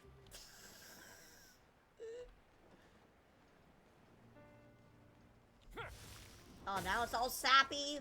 Great. Oh, hey there, Chaska. Did Elder Alpa send you? Yeah, she's got other things on her plate right now. How are things looking here? Well, the inspection revealed numerous blockages all over the trial arena. It looks like they're the result of ley line disorders caused by repeat abyss invasions. Theoretically, we just need to clear those obstacles, and the arena will fill up with gaseous phlogiston again. But that's proving difficult to achieve in practice, for all sorts of reasons. Why don't you head on down and check things out for yourself? Feel free to ask the staff for more details.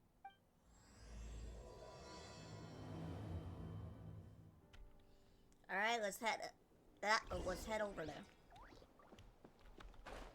Oh, we're being Chaska right now, huh? Interesting. What's up? I think it should be possible to clear this spot with just a few hard hits. But there are signs of strange life in here. Meddling with it might be dangerous.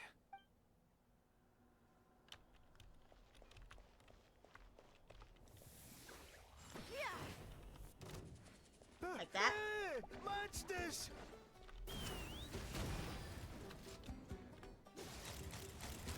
Open fire! Open fire! I thought I was done for. Oh, this spout should be good now. Thank you very much. Uh-huh.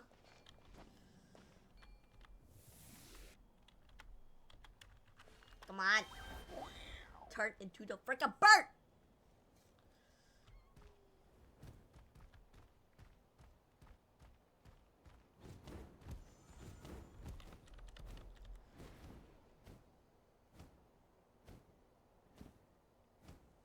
We'll do this guy first.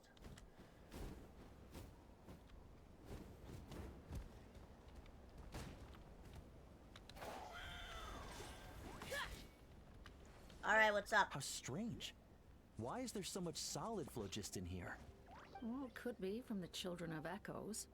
Maybe it got swept up here due to the ley line disturbances? And I did see those strange markings on the cliff. I can't think of a way to resolve this. Short of going all the way to the Children of Echoes to borrow it to Petlisaur. Oh, don't worry, I got that. Look at this. Guys!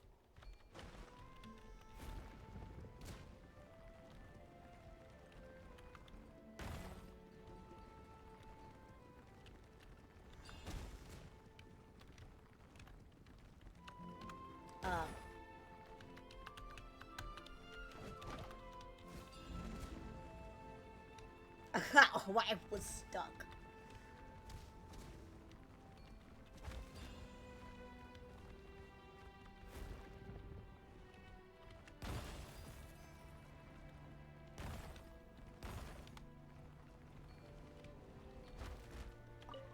You good now? Whoa!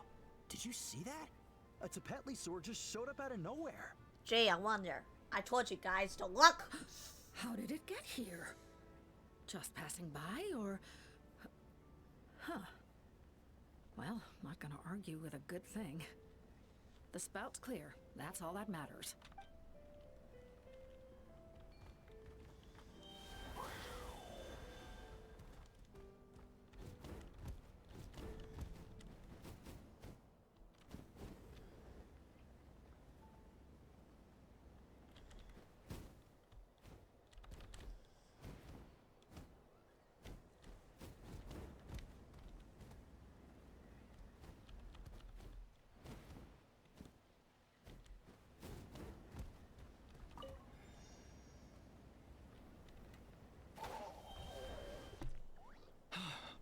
Oh, are you here to help?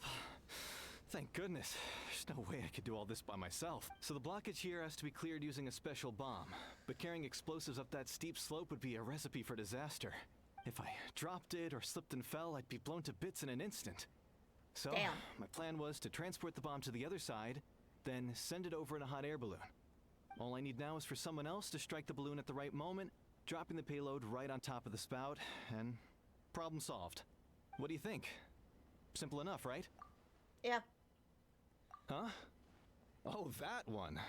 No, I've got no idea who that belongs to. Or how they got it up so high.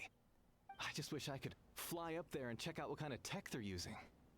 Ah, well. Getting the trial arena back in order is more important. I'll head over and set up now. Let me know when you're ready.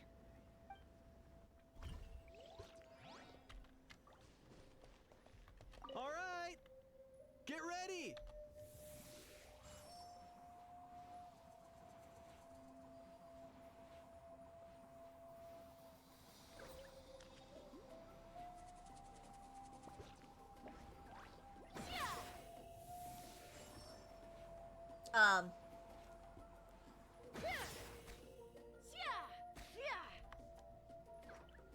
Where am I supposed to drop it at, though?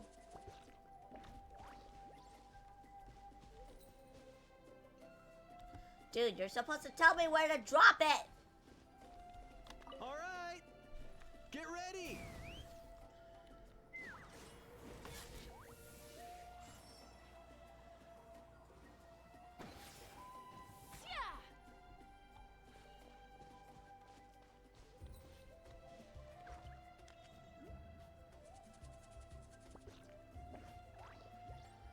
I guess I didn't.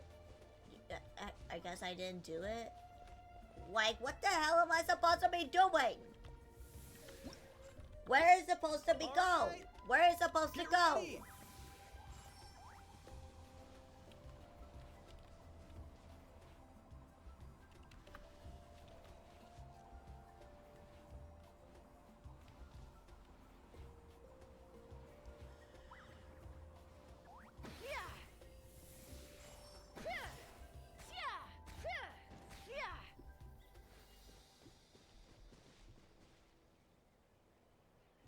Dude, you're not.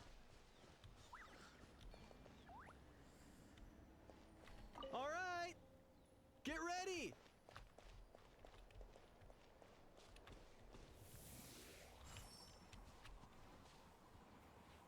I'm guessing right here, maybe.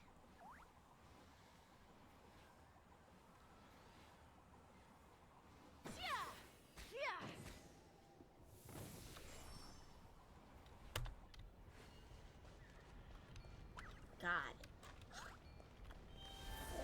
Why could it not just be so simple?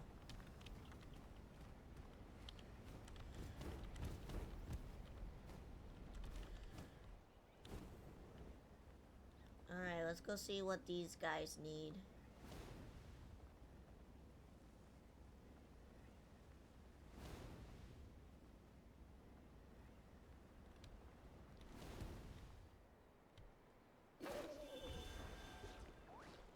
He did a bad job. Took me several times just to get over there.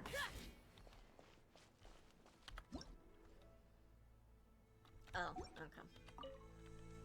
This is crazy.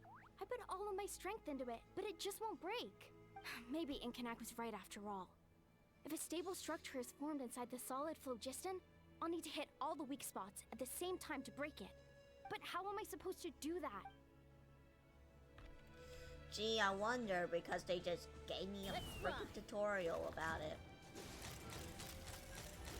Gaseous phlogiston is being replenished. Looks like all the spouts have been unblocked. Let's head back up.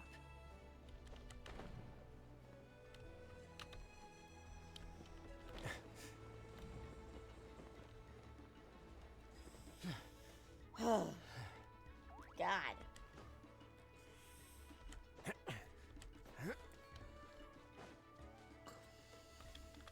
Alright. Gotta go up there. You suck! Anyways.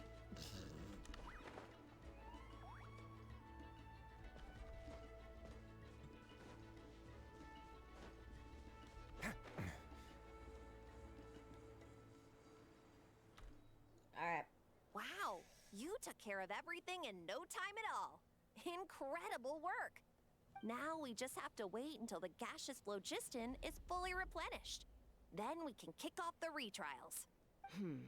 Actually, Inkanak, I'd like to do a test flight first, just to make sure we're not missing anything. Could you arrange that for me? Huh? But you only just finished getting the arena ready. There could still be other hazards we're unaware of. All the more reason to have me test it out. Think of it as another inspection. I guess you're right. With your flying skills, you won't be in any serious danger, even if there are hazards we overlooked. The conditions in this area seem a little unstable, but a test flight is the only way to catch any lingering issues. All right, I'll get things set up for you. Just let me know when you're ready. Did I just hear a cow? Oh, it's that thing.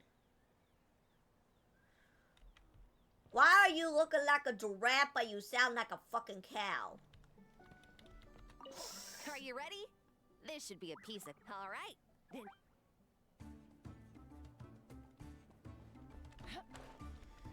Oh, wait. I could just... Shit! I fucked up. I fucked up, I know. I know I fucked up, okay? You don't have to tell me twice. I know I already fucked it up.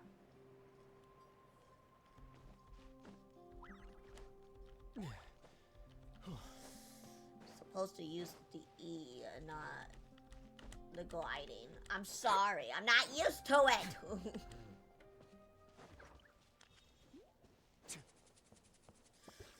Alright, let's run that again. Are you ready? This should be... All right. Take me up!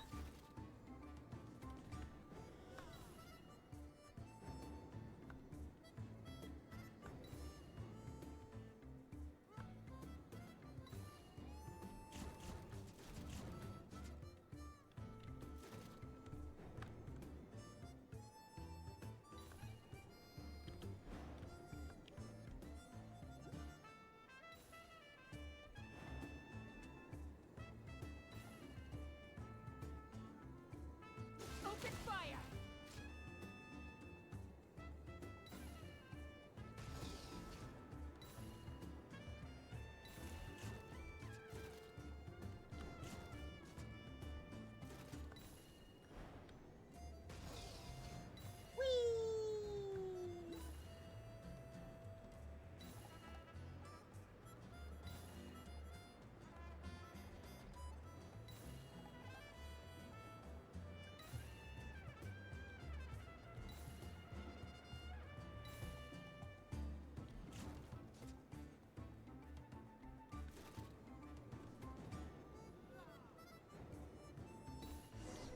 Oh, okay. We just fall. Was amazing. Paimon couldn't take her eyes off you. No, nothing major. Give it a few days, and we should be able to conduct the trials. Help! Help me! You're from the Flower Feather clan, right? Please, come quick. You've got to help us. Catch your breath first. What's the situation? We got attacked by a Kukasaur. My friends are still stranded in the middle of the road with the goods we were transporting. Please, I'm begging you, save them. Huh? Are Kukusaurs really that aggressive? Do they usually attack groups of people unprovoked? Not in my experience, but there are exceptions to every rule. Let's go check it out.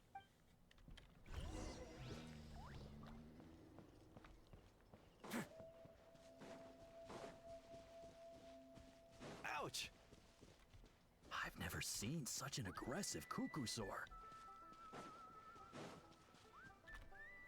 Alright.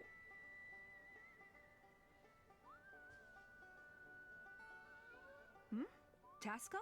Traveler? This is a surprise. Elder Alpa? Huh. So, where's this aggressive Kukusaur we've heard about? Already flew away. Looks like it backed off once it realized that reinforcements were coming. So why do you think it attacked these people in the first place? Was it after the food? No. These merchants are even transporting food. Ah! Thank goodness!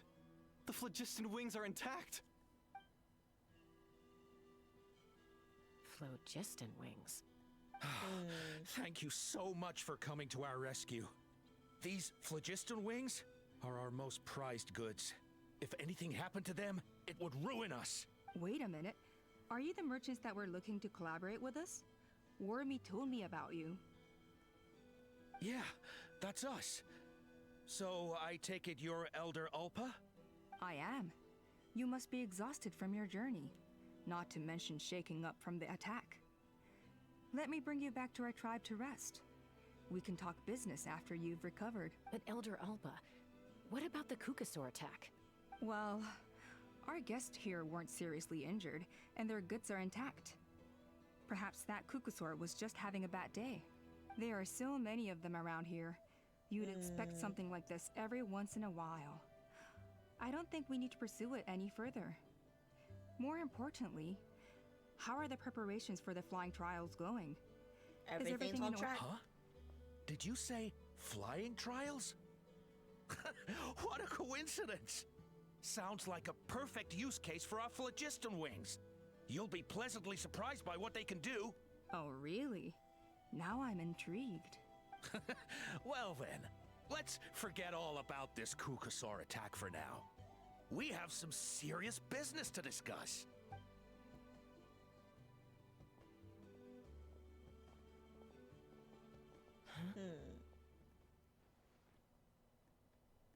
So that's it? That all went smoother than expected. Well, guess we'd better get going. Huh? Chaska? What are you looking at? A blood-stained feather.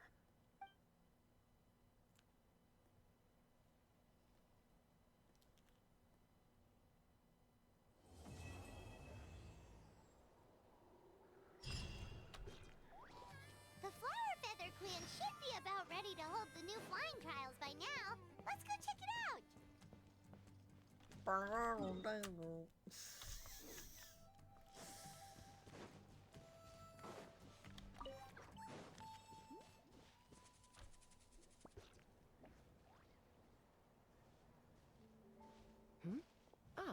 Traveler and Paimon. You came. Yep, and it looks like we made it just in time. Although, can't say the same for the Kukusaurs. Bit of a low turnout, huh? Yeah, you'll see why soon enough. All right, get ready. 3, 2, 1, fly! Whoa! We're really flying! I feel light as a feather. I'm flying without a Kukasaur. These phlogiston wings are awesome. What's going on? They're jetpacks. Paimon can barely believe her eyes. How did they fly all on their own? What happened while we're gone? The merchants we ran into that day were selling a product called phlogiston wings. It's a flying machine worn on the back. To operate it, you just use a handheld trackball that controls the flow of gaseous phlogiston. That's incredible. Yeah. If our tribe, well, if Natlan mass adopted this technology, it would revolutionize our mobility and responsiveness in times of crisis. Just think of the countless tragedies that could be averted. I feel like I'm dreaming. Did I really just fly on my own without the help of a Kukasaur? You'd better believe it! Plus, you just passed the flying trial! Right, Elder Alpa? Elder Alpa? Should this really count as a pass? If we did the trial using phlogiston wings? Why not? The scoring rubric is about flying performance. It doesn't specifically say you have to ride a Kukasaur, does it? Yeah, maybe, but... I mean, even Chaska had to ride a Kukasaur in a trial, right? And the whole point of the trial is to test both your flying technique and your ability to work with a Saurian companion. Well, if we can fly by ourselves, maybe we don't need to test the ladder anymore. Chaska, Traveler, what are your thoughts on this new invention? Should use it. We should probably use it at caution for now. Right? That's what I think too.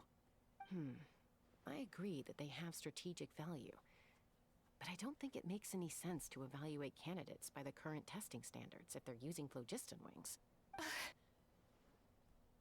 Why? Shunan finally mustered the courage to go through with this. And now you're saying it doesn't count? I don't have any experience using these wings in battle.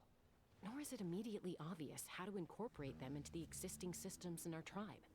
Taking a longer-term perspective, I think we need to start by getting thoroughly acquainted with how these things work.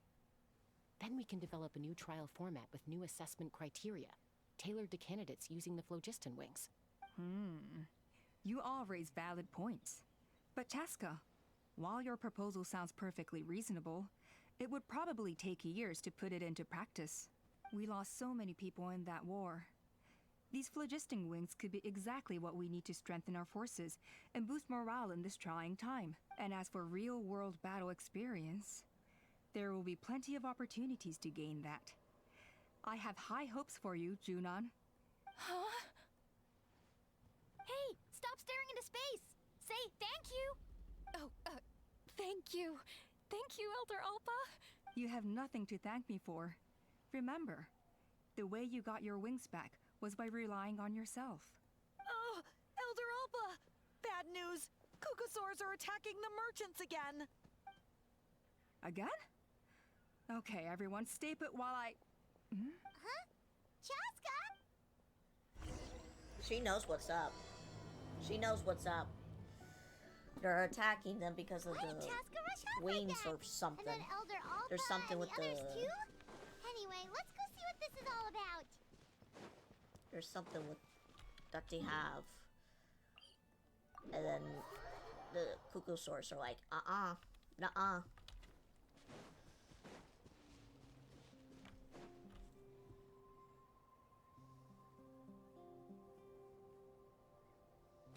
Oh, it's back! It found us again!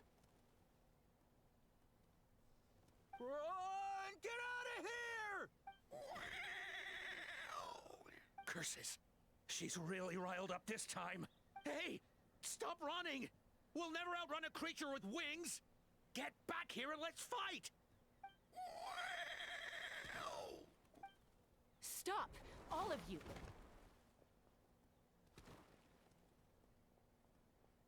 Chaska! Oh, wonderful! Quick, get rid of that thing! It's her mom, isn't it?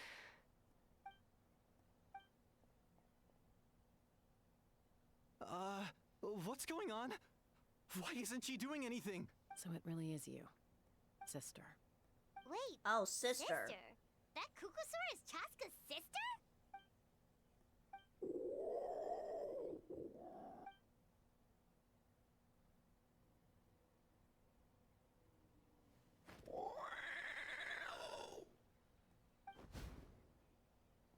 Koya, wait!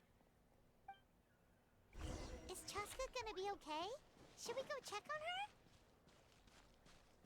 So, what was all of that about? Chaska, are you okay? I'm fine. Sorry for making you worry. you're not gonna keep following her, right? No point. She's an expert at hiding her tracks. Once she's shaken you off, you'll never catch up to her. At least, I always used to lose to her at hide and seek when we were kids. When you were kids? Oh, yeah. You know I was raised by Kukasaurs. Well, yes, but... Anyway, she and I grew up in the nest together. Her name's Koya, and she's my big sister. We played together all the time, chasing each other through treetops or mountaintops.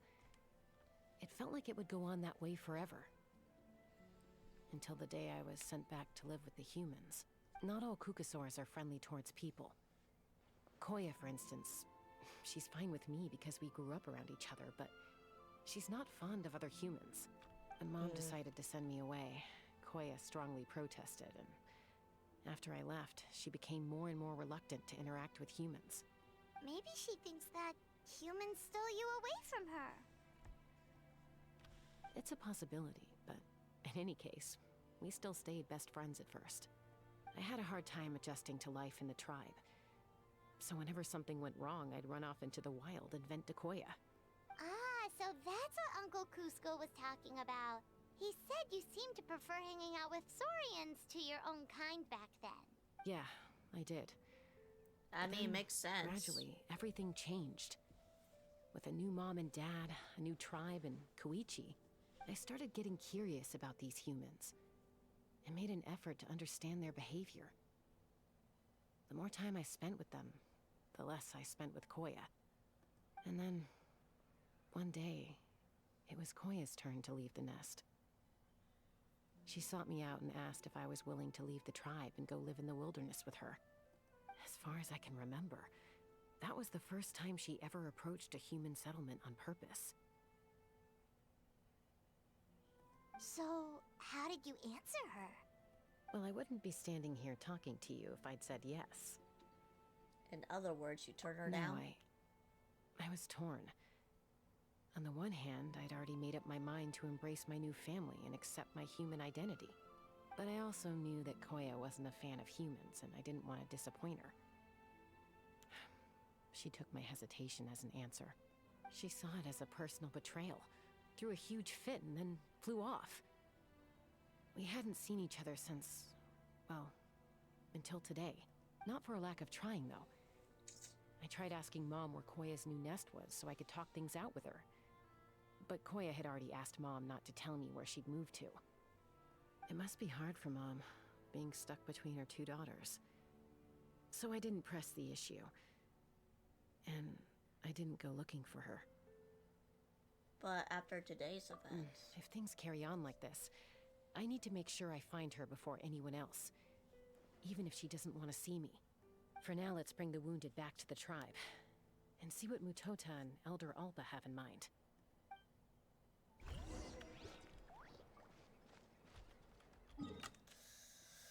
Alright, time to go back. Yippers.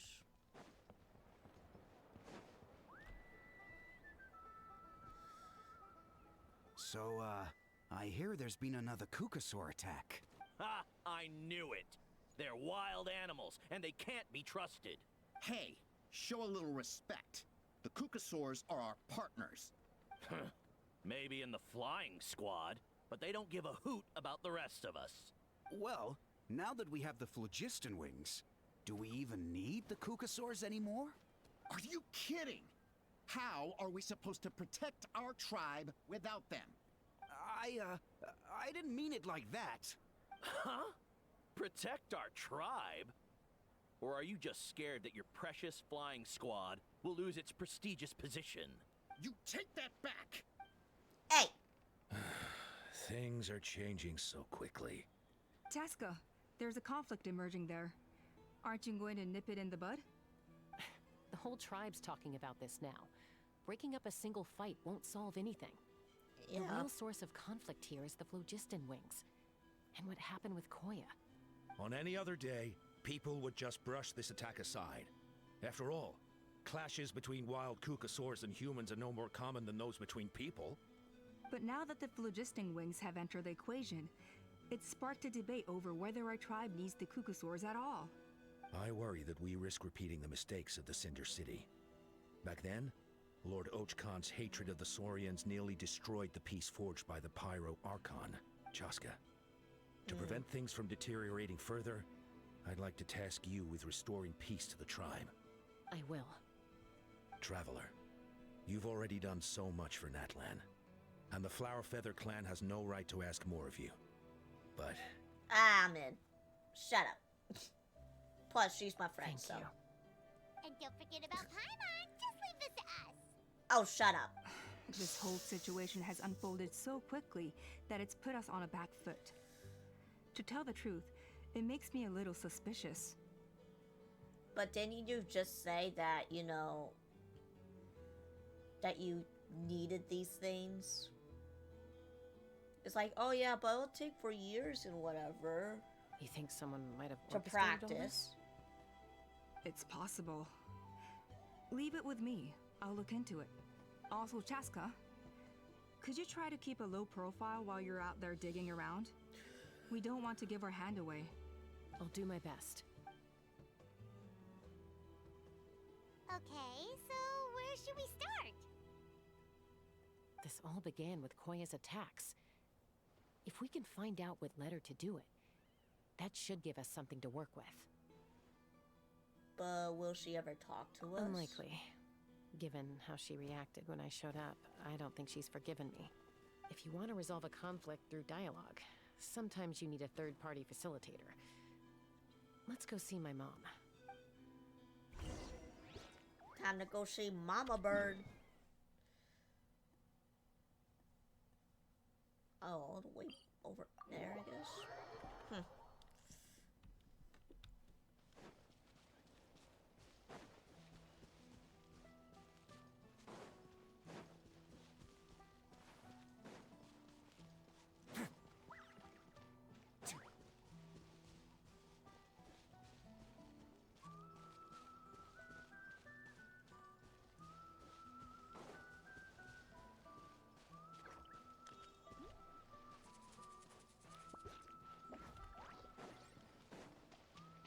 I don't know what that's about. Nope. Nope. Not today.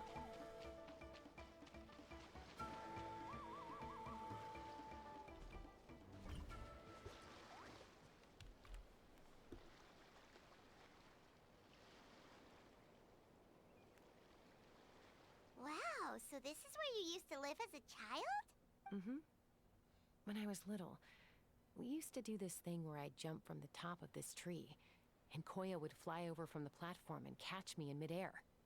Or sometimes we'd both fly from the treetop together, and then after some aerial maneuvering, she'd throw me up onto that platform. After we got a bit older, we went to the nearby shores looking for even greater heights. Stop! You're gonna give Paimon a heart attack! She's, like, still alive. Really? Relax. I just thought it made a fun story. I like it. Then I'll share more with you when there's time. Anyway, back to the matter at hand.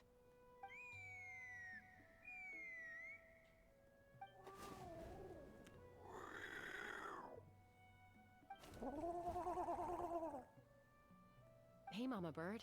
I'm back. My last visit was Mama only a week ago, Bird. wasn't it? See? I visit you more than I visit Papa Cusco. I brought a couple of friends with me. These are the Traveler and Paimon. Traveler, Paimon. This is my mom. Her name is Chimpu.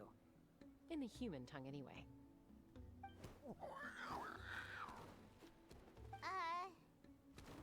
Hi! So you understand the language? No, not really. I don't speak it as such, but I can sort of get the gist. Although only with Mom and Koya, since I spent my formative years with them. Even then, it's basically a best guess based on their sounds, body language, and expressions. Yeah. Seems to work about 9 times out of 10, anyway. It's kind of like that with pets. As for whether Mom understands me, I can't always tell. But somehow we still manage to communicate. Call it the family bond, I guess. Don't worry. I'm doing well, but I think Koya might be in some trouble. I know she's never been a fan of humans, but she's never deliberately attacked them before either. What's behind this sudden change? Does, Auntie Chimpu know anything? Doesn't look like it. Koya hasn't visited her in a long time. Then, could you please tell me where she's living nowadays? I really need to talk to her. If this animosity between her and the tribe continues, then the next time there's an incident, I don't know if I'll make it there in time.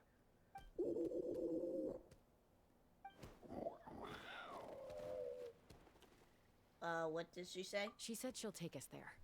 Thank you, Mom. Alright. Oh my. So way over there. Okay. Well. Good thing we got this thing.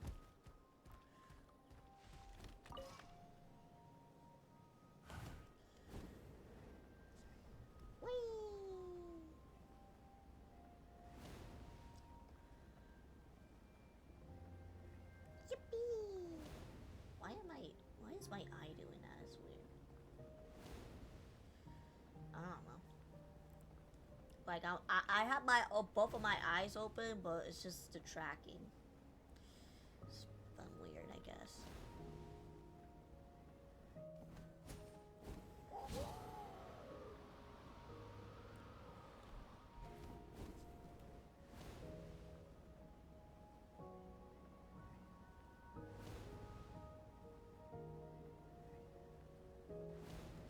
Yeah.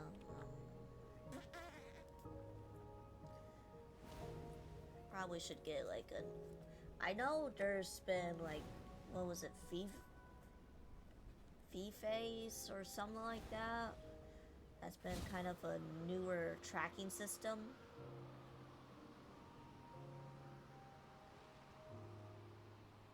But that will track your face more accurately, but I don't know. This is a really remote location. Because she was trying to get as far away from humans as possible. We stay here? Okay. Got it. Traveler, Paimon. Mom says we should stay out of sight for now. She'll talk to Koya first. Koya is very hostile toward humans right now. So if we show up unannounced, it might just make things worse. Got it.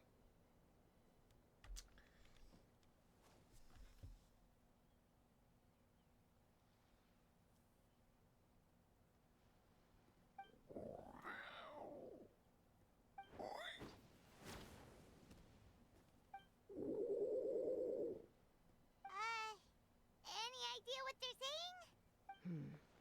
Sounds like things are more complicated than I imagined. There's evidence in this area suggesting that Koya might have been the victim of a human attack.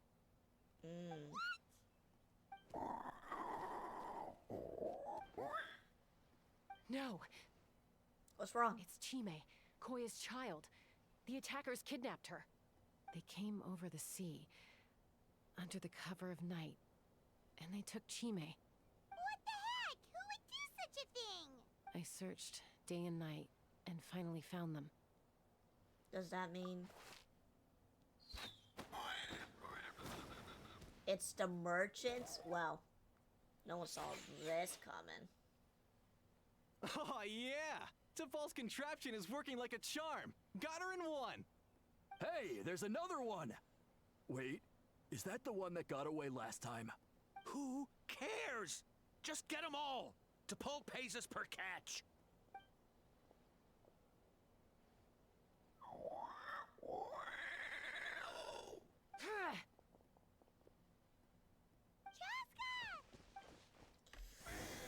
Chaska? How do you get here? Quick, stop her! Don't you even think about running away! Wow, that was easy. Got him in one shot. Done. Don't come any closer, or I'll... Go, Phlogiston Wings! Take me out of here! Uh-oh, looks like it malfunctioned. This is bad. Mom and Koya are already injured. And if that thing explodes right next to them. Help! Elemental energy suppresses it! Please, someone! Get back!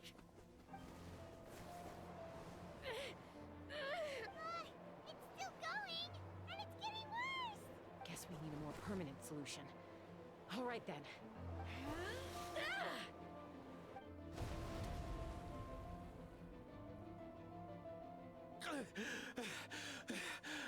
That was too close. I thought I was gonna die. That could still be arranged. Answer us honestly. Were you the ones who attacked Koya before?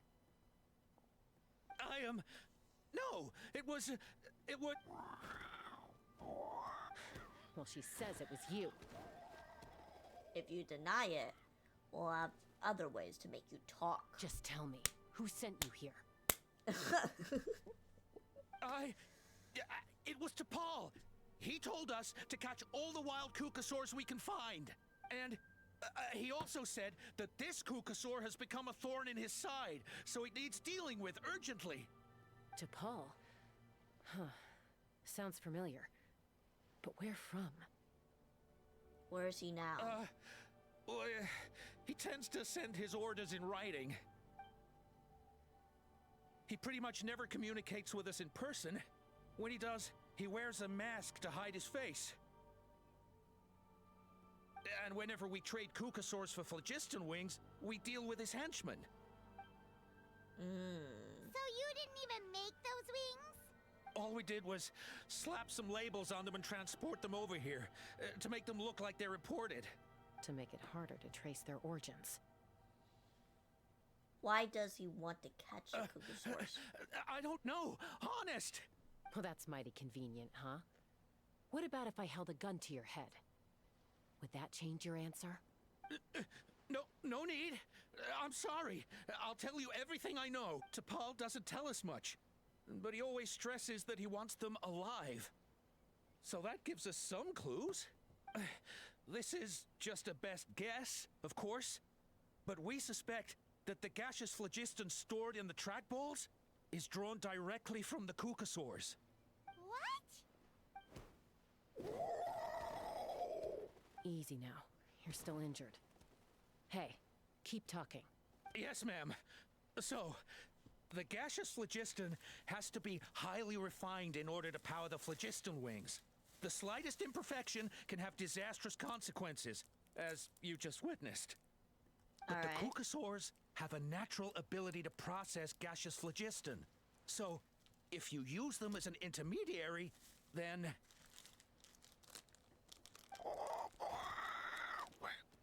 That's enough. So the Kukasaurs you took, where are they now? T'Pol should have them. But no one knows where he's based, apart from him and his henchmen. We've tried looking for it ourselves, even followed them a few times. But we always end up losing track of them. Random thought. Maybe they're hiding up in the sky?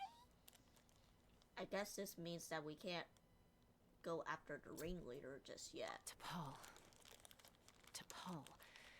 I'm sure I've heard that name. Maybe it was... Jaska, Traveler!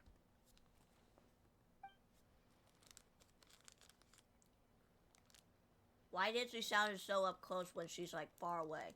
Bruh. That voice! It's Alpha!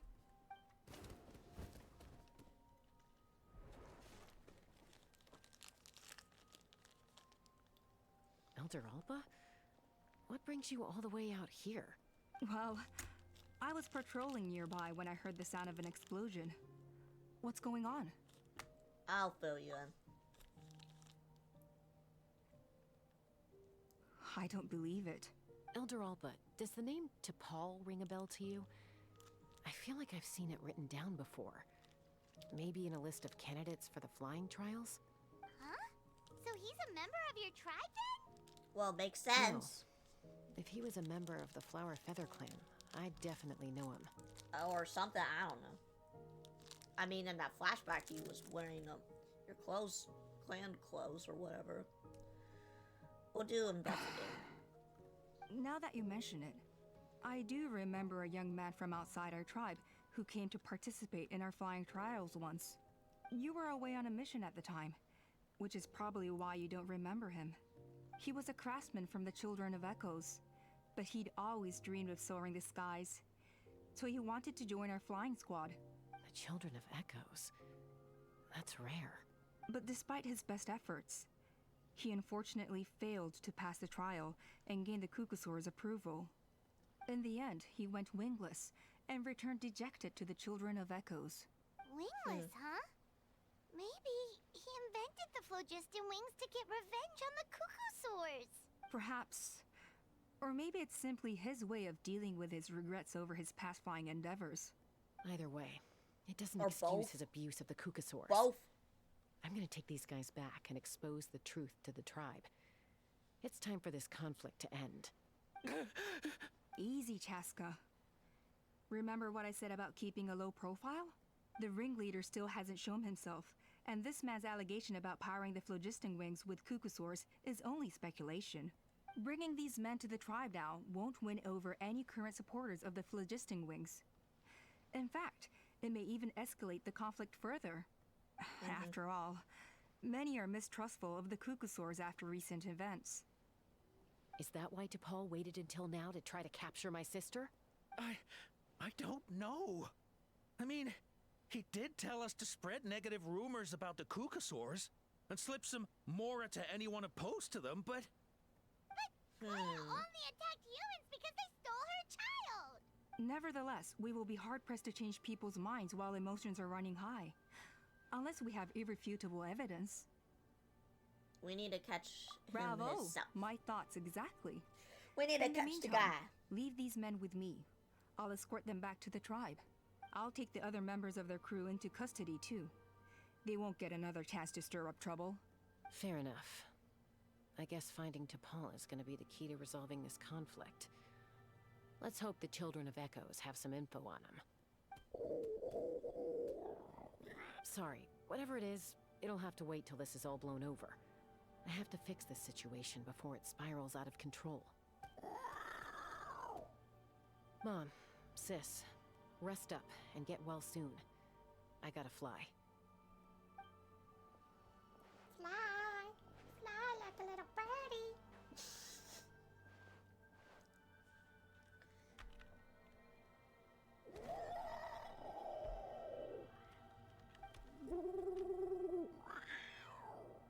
If you're worried, then go ahead and follow her. Don't worry about me. Mom can take care of herself.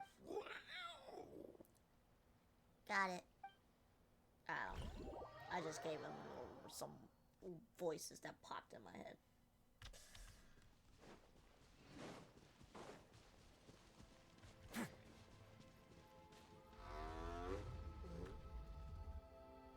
So Alpa says that T'Pol's from the Children of Echoes. But how do we track him down? Just ask around until we find him? Let's start by talking to someone we know. It'll be faster that way. At this time and place, I'll bet the easiest person to find is... Wakey, wakey, Shilonen!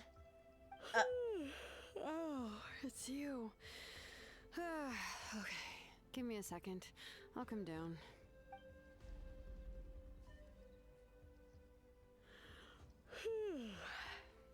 So you both like climbing trees.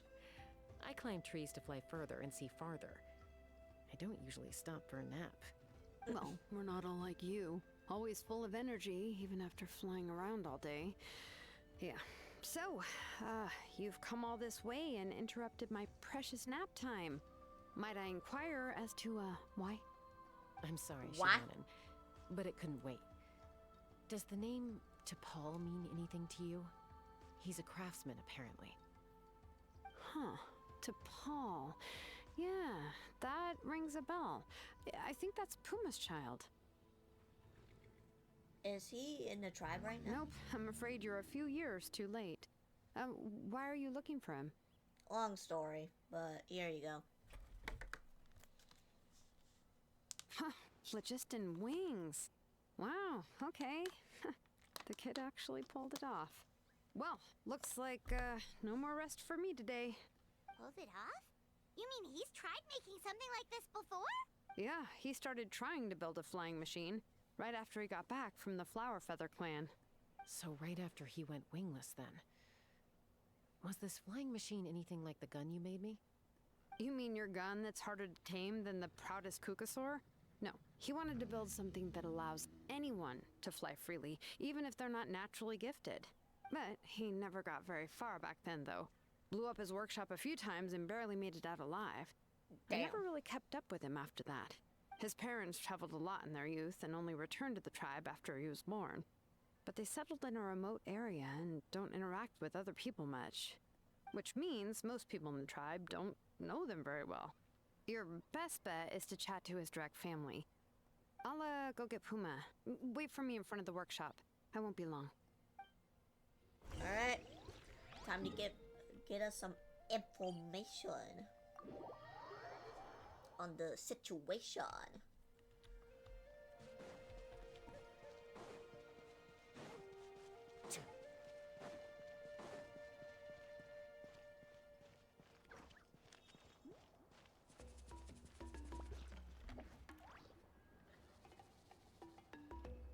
I'm back. Allow me to introduce T'Pol's mother, Puma. Hello, we're... Oh, save the pleasantries. I don't want to spend any longer talking about that boy than I have to. Damn. Huh? I disowned him long ago. He is no child of mine. Damn. All he cared about was his pipe dream of reaching the sky. Oh, we tried to talk sense into him, but he was obsessed. And then, when he left us, he spouted some nonsense about building a workshop in the sky to avoid the constant criticism of us ground dwellers. He left his notebook behind. Whatever questions you have, you can look for them in there.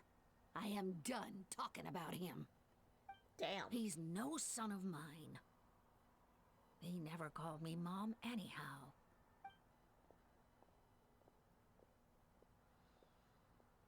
Wow. Wow, they've really fallen out. Paimon sure wasn't expecting that. Her husband, T'Pol's father, he passed away recently, and T'Pol didn't even bother to show his face at the funeral. Damn. If you ask me, that was probably the final straw for Puma. I'll go keep her company. If there's anything else you need, just come and find me. Thank you. Okay, so this notebook is the only lead we've got now, right? What's in the... Oh, it's the balloon that we saw. Some early designs for the phlogiston wings, and some theorizing about an airborne workshop. Ochkanatlan, the Cinder City. Looks like that's where he got his technological inspiration from. So, was he serious about the workshop in the sky? But that's such a big project for one person. Do we think he actually pulled it off? We've seen that balloon somewhere. Oh, yes. The one from the trial arena that was super high up. That balloon has been there for a while, and everyone's been wondering how it got up there, but what if that's the wrong question? What if it started off even higher up, above the clouds and out of view, and it only descended to its current height due to some kind of malfunction? It could be. Part of T'Pol's workshop? Seems likely.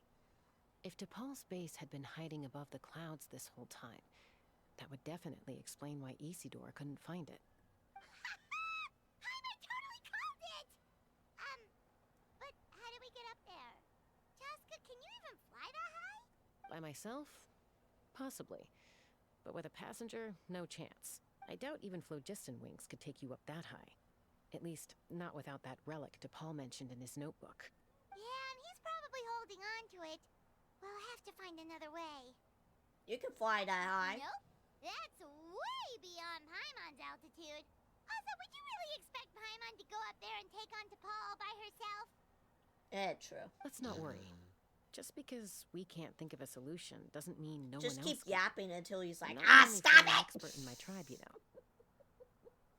Oh, good point. We should go ask Elder Opa. and Mutoda. He was quite the flying ace back in the day, too. Let's head back and see what they suggest.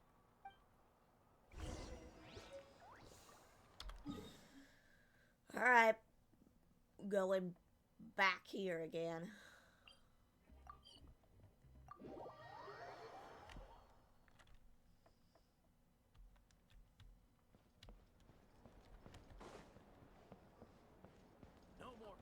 Alright, what's up? Chaska, you're finally back. Things are getting really tense in the tribe. Have you made any headway with your investigation? Some people even think we arrested the merchants just to support the flying squad and crack down on the phlogiston wings. If things are still escalating, even though we've rounded the merchants up, maybe there are other parties out there fanning the flames too? We found some promising leads. But there's a major obstacle standing between us and the irrefutable evidence we need.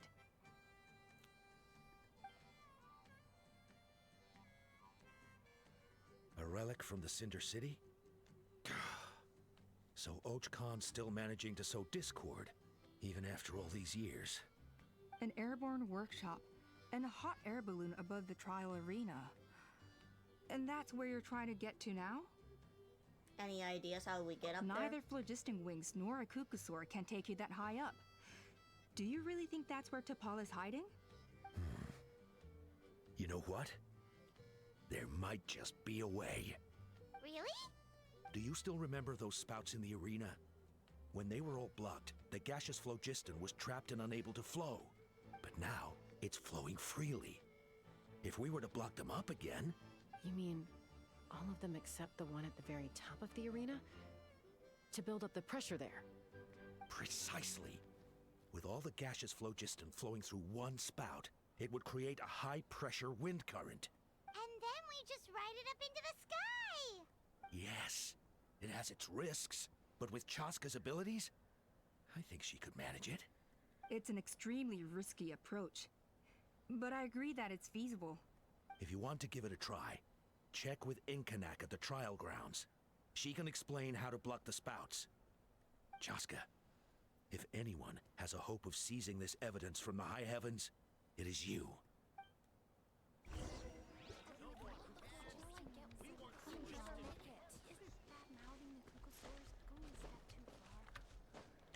Alright, well. Oh, goodness sakes.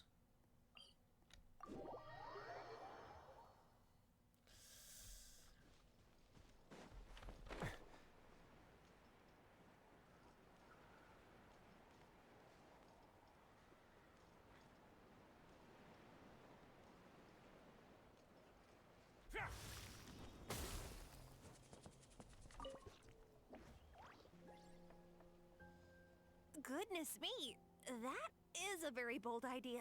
Maybe so, but we have to act fast. What's the quickest way for us to block off the spouts? From a technical perspective, I'd have to advise taking some measurements and carefully planning this out first. But I'm guessing that's not what you want to hear. Yep. Then we'll have to take the rough and ready approach. See the solid phlogiston over there? Our prior inspections revealed that some kind of stable structure has formed inside, making it highly damage resistant. It's not without its weak points, but unless they're all struck at the same time, the structural integrity won't be threatened. So, what happens if we do strike them all at once? It'll collapse. Okay, I see where you're going with this. Yeah, you got it. As long as you hit all the weak spots at once from the right angle, the solid phlogiston will fall right on top of the spout and block it up. You're right about rough and ready. Sounds like my kind of plan. Alright, that's what she said. Take me up!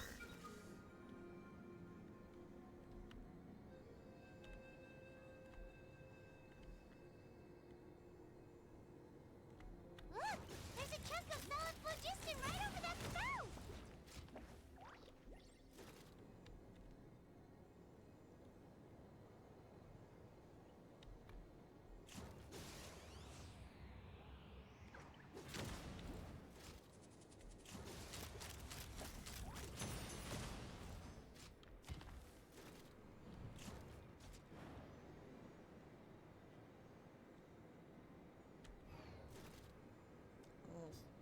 there's one more, I guess. Oops.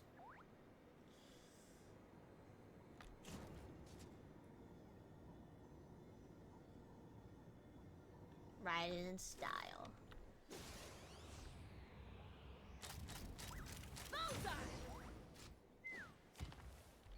Oh, well, she fell.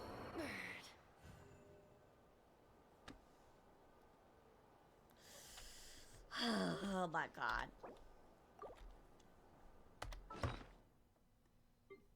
Eat up.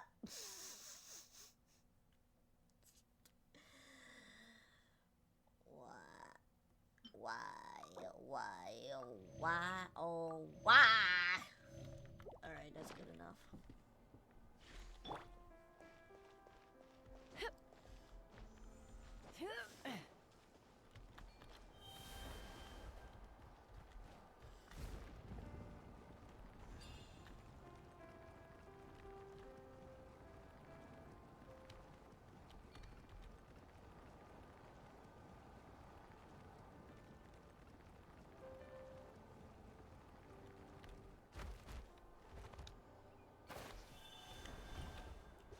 Easy. It actually worked! But wait, how are Paimon and the Traveler supposed to get up there? Koya can give you a lift. She's actually been following us this whole time. Wow, Paimon didn't notice at all. Why didn't she come and join us? Oh, probably because she didn't want to get too close to humans. Or maybe just me. But right now, we need her power. Mingaling. Thank you for the follow. Why is it that big? I don't know. I still need to fix that. Whoa, you didn't even have to summon her. Yes, up there. That's probably where Chime is. All right, let's go have a little talk with this T'Pol.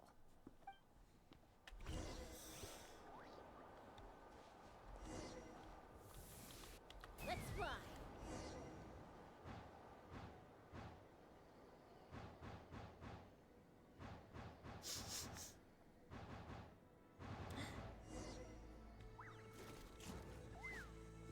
Well, we're here.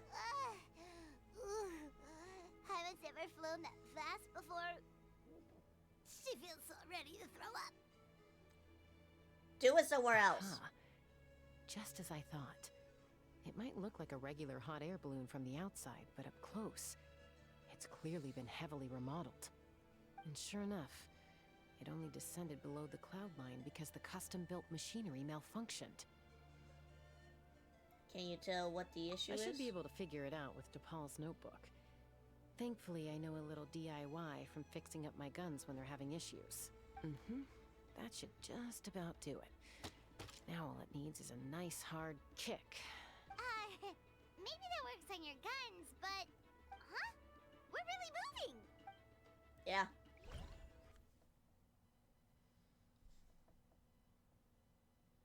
Yep.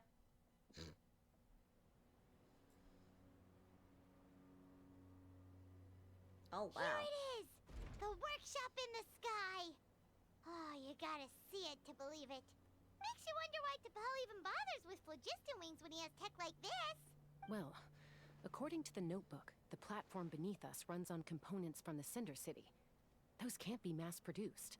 Also, I have some doubts about its mobility after seeing how it moved just now. For someone like T'Pol who dreams of flying freely, this definitely doesn't cut it.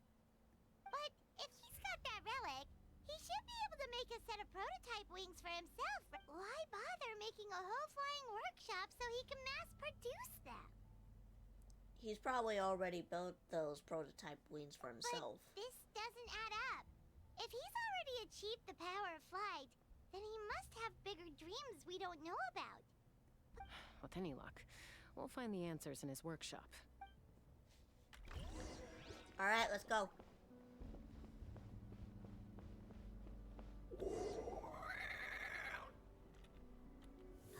Cuckoosaurs! Seems like the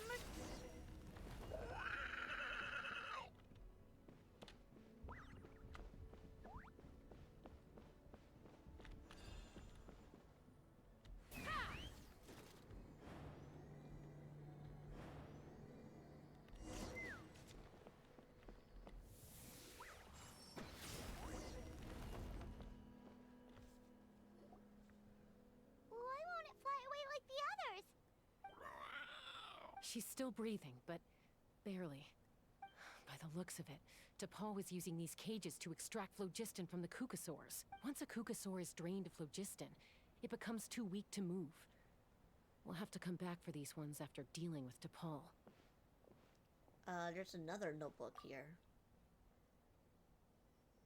Let me see. Looks like a record of his phlogiston research. Log number 330. With the support of... I was finally able to launch the airborne workshop. Even though it relies on the relic for 80% of its power supply, I've at least taken the first step. Log number 348. Research on the relic is progressing well. I should be able to replicate the technology and scale up production very soon. Has proposed a name for this groundbreaking invention: the phlogiston wings. I think I'm getting close. Soon I will achieve my dreams. Log number 377. Encountered some issues with the new smaller model phlogiston wings. The gaseous phlogiston showed some volatility during the refinement process. Thinks we should proceed at a more cautious pace with the refinement experiments. But after so many past failures, I have to prove that I will succeed this time. Log number 114. Ran an experiment using Kukasaurs to refine gaseous phlogiston. It was a success. Log number 117. I've started recruiting merchants and hunters to capture wild Kukasaurs. Log number 121. Major breakthrough in the efficiency of phlogiston yield. Huh? So many parts have been crossed out! Someone's name. Yeah, probably the contact he alluded to in his other notebook. Guess he has a benefactor. Did anyone else notice how the numbering system in this notebook suddenly changed halfway through? Yeah, and the tones seem to change a lot. We haven't got time for textual analysis, I'm afraid. Grab the notebook and let's press on. Okay, let's go. Huh. Never seen one of these before. Looks like this was built with the Cinder City components, too. You're not thinking of giving it a nice hard kick, are you? Yes.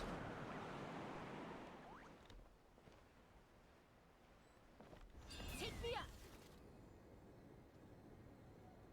Whoa!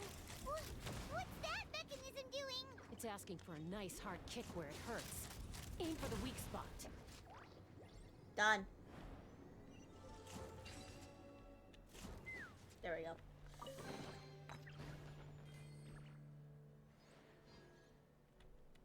Oh, it's nothing, I guess. I thought I was hearing like a vibrate in my one ear, like something vibrating, like I guess it's the background. I don't know. What are they doing here? It's DePaul's henchman. He must have brought them here using the relic in his prototype wings. Watch out!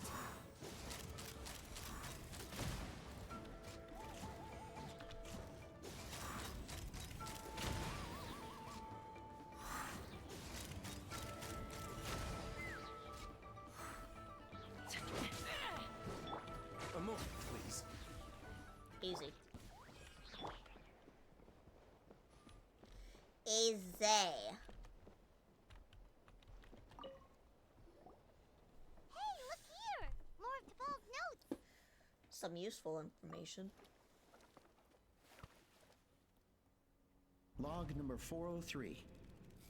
Introduced me to some new comrades who fully support my ideas. I told them that some Saurians are blessed with wings, and some people with natural gifts, while the less fortunate among us can only look on longingly as they seize the skies. But I also told them that progress can erase individual differences. Think of the tools humanity has made to fight back against wild beasts. The law we have put in place to even the playing field between the strong and the weak. I promised them that our research will be the new frontier of human progress. With our phlogiston wings, the power of flight will no longer be for a select few to enjoy. Imagine a world where the skies are for all to share. I only hope that when we finally achieve this goal, we'll be proud of me.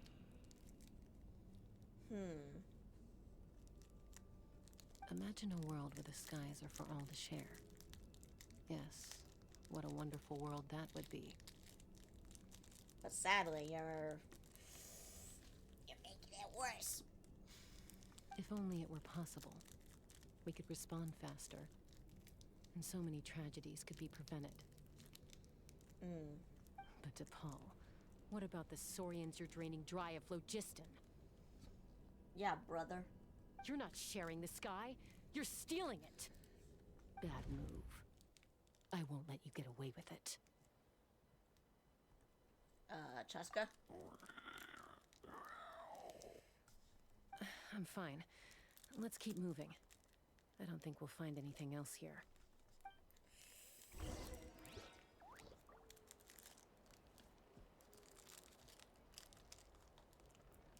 What the heck?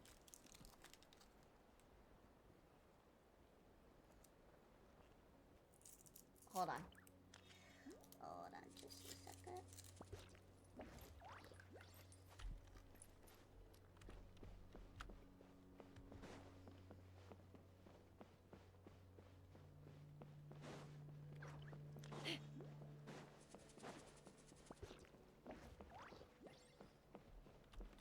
Let's fly.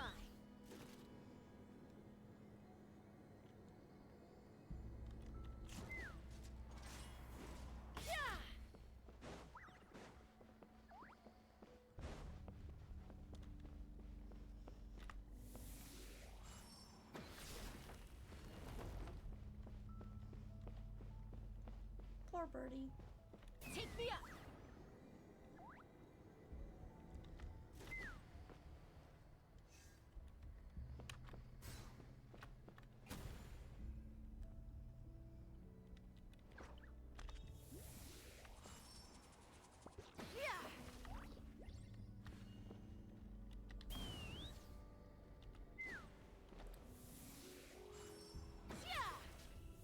Oh, I didn't know that would open up or what.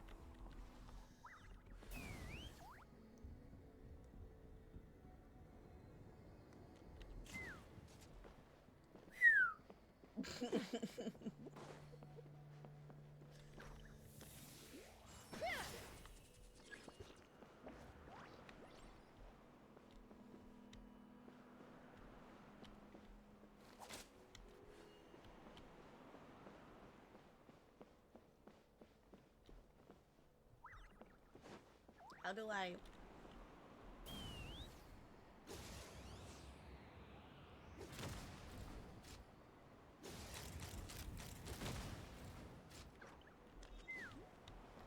Oh, wait. I didn't say it up there. There we go.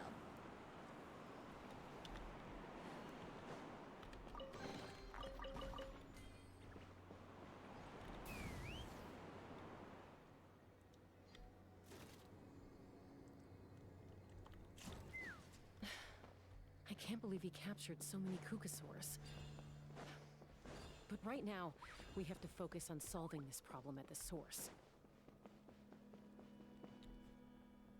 Alright, bitch, where are you? Looks like we've reached the center of the workshop. And still no sign of Koya's baby.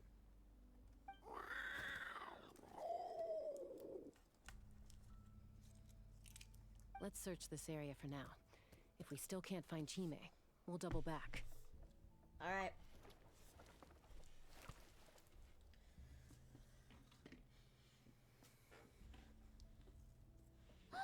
Chaska, Traveler, come quick! What is it? Did you find Chime? Not yet, but look! It's another one of T'Pol's notebooks! Okay. All right. Time to read.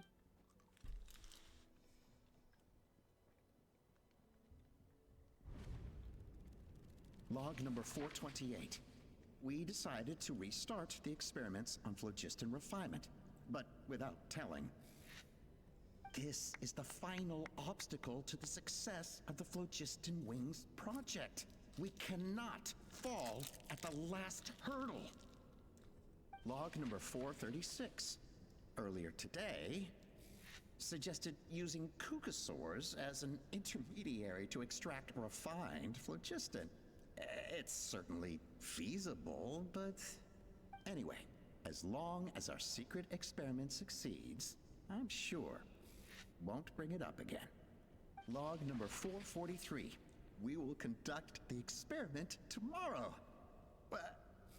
Birthday is coming up, so hopefully we'll have a birthday surprise for her. Oh, it's a she. Log number 444. Huh? Why is this log empty? I guess whoever wrote down the log number was prevented from recording the results. There's more. Log number 0. We lost many comrades in the accident. Among them are friends, lovers, and children. But we cannot stop now. We will keep their legacy alive and carry their dreams forward. As of today, we are scrapping the artificial refinement method. Instead, we will focus all our efforts on phlogiston extraction from live cucosaurs. They are arrogant beasts whose existence in the wild serves no one but themselves. Their true worth lies in their sacrifice for the sake of human progress. To facilitate our operations, we will gradually move the airborne workshop closer to the Flower Feather clan, even as we continue to expand it. All this we do to create a world where the skies are for all of humanity to share. All this we do to make T'Pol's dream a reality. Given the way this is written, not to mention the fact that the numbering has started over from 0, it kinda sounds like this is someone new. Does that mean that T'Pol's already... I mean, who have we been pursuing? There's also a letter tucked in the end of the notebook. It's from Puma.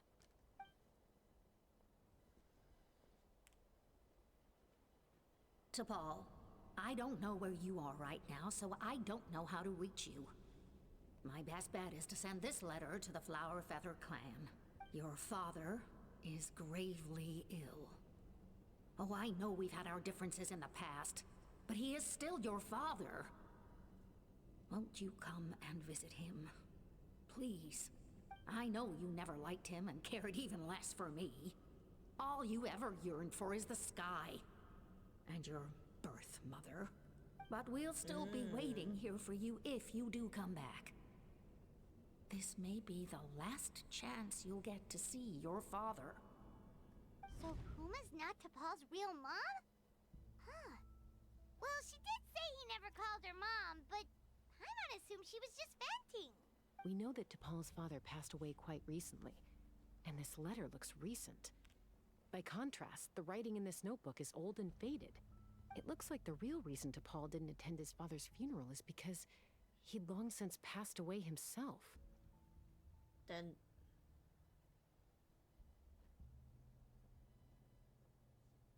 T'Pol's birth If mother. we ask ourselves why this letter was sent to the Flower Feather clan, why T'Pol always yearned for the sky, and how he got his hands on a relic from the Cinder City, it all points to one answer. That's right. T'Pol was my child. He was born during my days as a wingless wanderer. His birth gave me new hope. I wanted to become the kind of mother who spent her days as a valiant rider, soaring the skies. Not an aimless, wingless nobody. But his father wanted to settle down, to give his child a safe, sheltered life in his tribe. We fought about it constantly, until the love we once had for each other was gone. He started a new family, with another traveler who was also looking to return home. And I went back to the Flower Feather clan, alone. Damn. I had no idea that despite being raised among the children of echoes, my child still harbored dreams of the skies. Can you imagine, Chaska? The joy and surprise I felt when he showed up at my door, asking to join the flying trials. Or how proud I was when he said he wanted to prove his own worth, rather than relying on my position as elder. And then the anguish that overcame me when he was rejected by the Kukusaurs and became wingless, just as I had after my injury. You've got a lot of nerve showing your face here. Don't take this the wrong way, Chaska. I'm not here for a fight. I just want to talk. Isn't that your preferred way to resolve things? I trust you've learned of Tepal's wish on your way here. A world where the skies are for all of humanity to share. If only his dream can be realized, no one will ever have to lose their wings again. Our aerial prowess will be greater than ever before. War will never again come at such a great cost. The loss of Koichi is a tragedy that need never be repeated. So tell me, Chaska, do you really wish to see the phlogiston wings forever grounded and gathering dust? Nothing you've said excuses all the conflict you've caused. You mean the argument back at the tribe? It was a necessary measure. Sometimes this is the only way to accelerate the pace of progress. Is a mother harming her children when she coaxes them into swallowing a bitter pill? Of course not. It is a brief moment of suffering for the greater good, and the child would come to understand this in due course. The phlogiston wings are that bitter pill. We will never progress as a tribe if we cling to the scraps the Kukusaurs offer us. Once the people have embraced the phlogiston wings, they will never look back. Even if they learn how the refined phlogiston is sourced. They will convince themselves that the sacrifice of a few Kukusaurs is a small price to pay for our dominion over the skies. But this I had not anticipated. I barely had the chance to introduce the phlogiston wings to the tribe before you found this place. Your plan was hardly foolproof. Yet, it can still be salvaged. Chaska, traveler, you are the hope of humanity. I'm sure you have your doubts about my methods, but know that my love for humanity and for Natlan is genuine. You know me, Chaska. And you know that I've always treated everyone in the Flower Feather clan as my own children, as fellow humans. Surely you can understand my perspective. You wish. You are abusing animals. Natlan doesn't belong to humans alone. And truthfully, neither do I. How many times has the Abyss invaded Natlan now? And yet despite how much stronger it is than us, Natlan still stands as a nation of humans and Saurians. Peace imposed by force will crumble in a matter of days. Because social bonds are what hold a civilization together. Weren't you the one that taught me that? And yet you would break the bond we share with our Saurian companions to take more power for ourselves? That's as stupid as hacking your own arm off to use it as a club. They are wild beasts, driven purely by instinct. How could they possibly understand human social bonds? They got their own bonds, bruh. How did someone like her ever become a writer? Because clearly she had them fooled too. You overestimate them. They bow to the strong and shun the weak. That's all there is to it. They never gave Tepal a second glance when he was at his lowest, nor me when I returned injured from the Cinder City. It's all about survival of the fittest for them. Plain and simple. They obeyed me once I proved myself stronger than them, but the moment it serves them better, they'll abandon me in a heartbeat. You're wrong, Alpa. They only reject the wingless because they don't want to fly anyone to their death. Chaska, I will promise you this. Only the unruliest wild Kukusaurs will be used for phlogiston extraction. The ones who have nothing else to offer to humanity. Well, that's too bad. Because I know a few unruly wild Kukusaurs who don't think that idea is gonna fly. Namely my mom, my sister, and me. And the others? To us, they're friends, family, even children. So if you want to put any of them in one of your cages, You're gonna have to go through us. Is that right? I knew you might be difficult to convince. Maybe this will change your mind.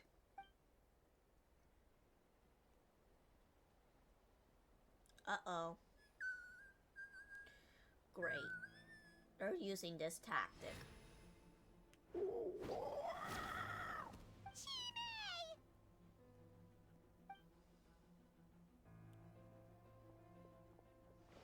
Alpha! Careful. Don't make any rash decisions. Unless you want to see her suffer. Oh no, that's one of the extraction cages! I told my subordinates to take control of the tribe while I was away. Luckily for them, our strongest warrior and our most powerful ally aren't there to stop it.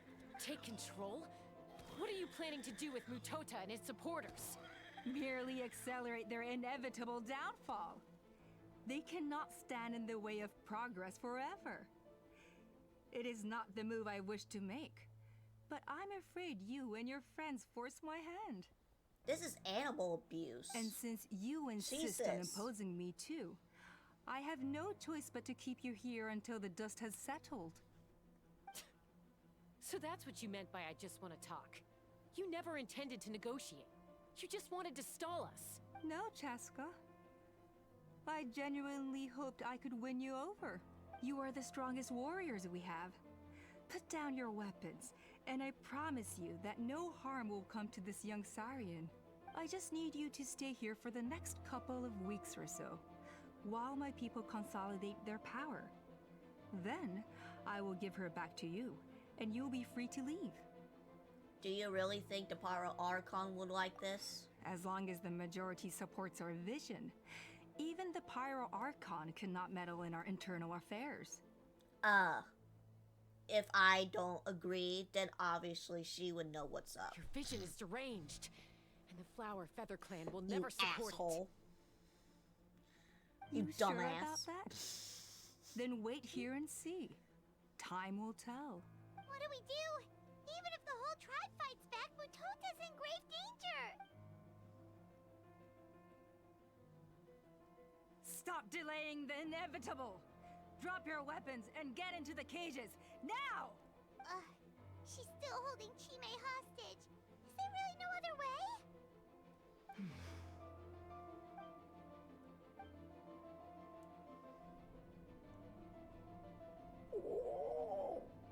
I'm sorry, Chime. I might do something unmotherly. Do it. I don't want to be burdened. What kind of warrior would that make me? Koya? Huh? What are you yapping about? Stand down. Drop your weapons, now!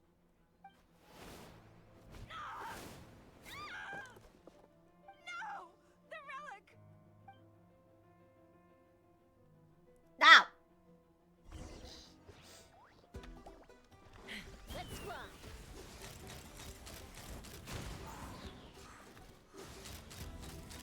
Bullseye! Fire in the hole! Boom! Bullseye! Give up, Alpa. We're negotiating my way now. And this ain't your strong suit. Hey, something's up with this relic!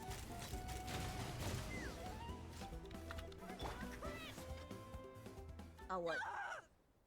What? All I had to do is to get Chaska.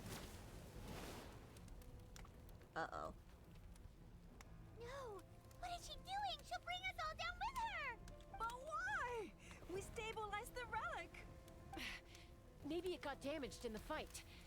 If we don't think of something fast, this whole workshop is gonna fall apart. No. They're directly beneath us. My beloved tribe! Leave the workshop to me. This whole place is gonna come down crashing. Okay. It's too powerful. This ain't a toy like last time. I don't think I can just throw it aside. But we need to get it far away before it explodes. Then the tribe will be safe, and so will this workshop. Koya, remember when we were kids? Come on, let's take this thing high up into the sky. Don't worry, I know I can get rid of it before it explodes. We're talking some surface wounds at most. All I need is for you to catch me at the end, just like old times. I can't hold it back anymore. We have to go. Don't be insane! Alpa, what are you? You're a fool, Chaska! Why would you choose such a risky solution?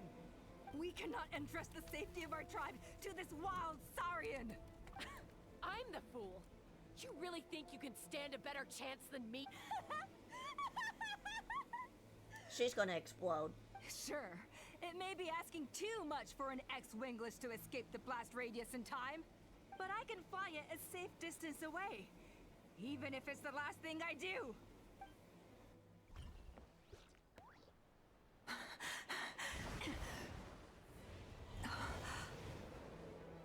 Here, this should be high enough to save the clan. What? Nuh-uh. You don't get to die a hero today.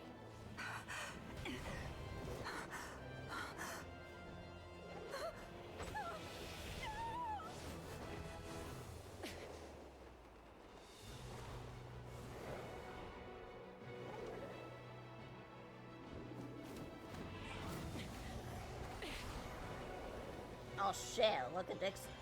Look at this action.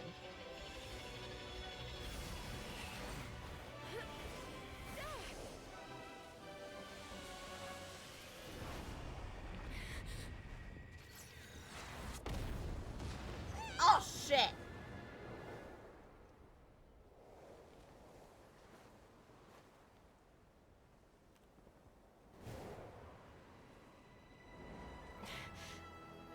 At least they're okay.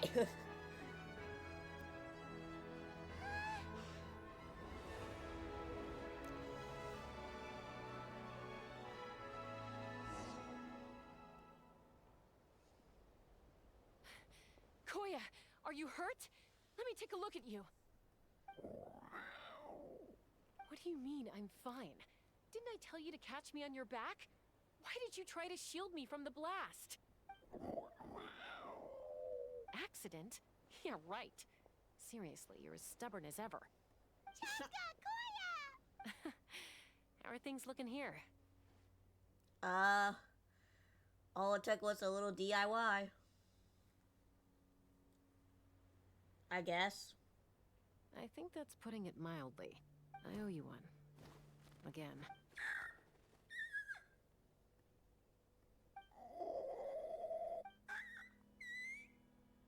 Oh, but be honest. Do you still think Kukasaurs can't form bonds? Mom, I'll figure out the refinement problem. I'll find a way. You don't need to worry about it. I just need some more time. That's all I ask. Please just trust me. Just this once.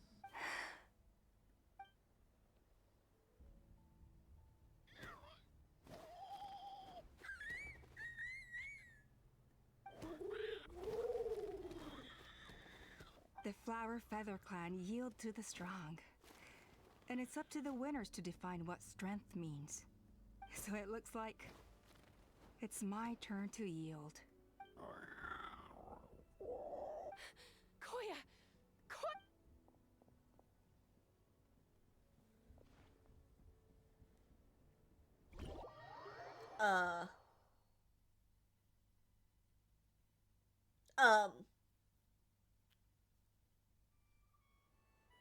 So, you're absolutely sure it's not because of the explosion?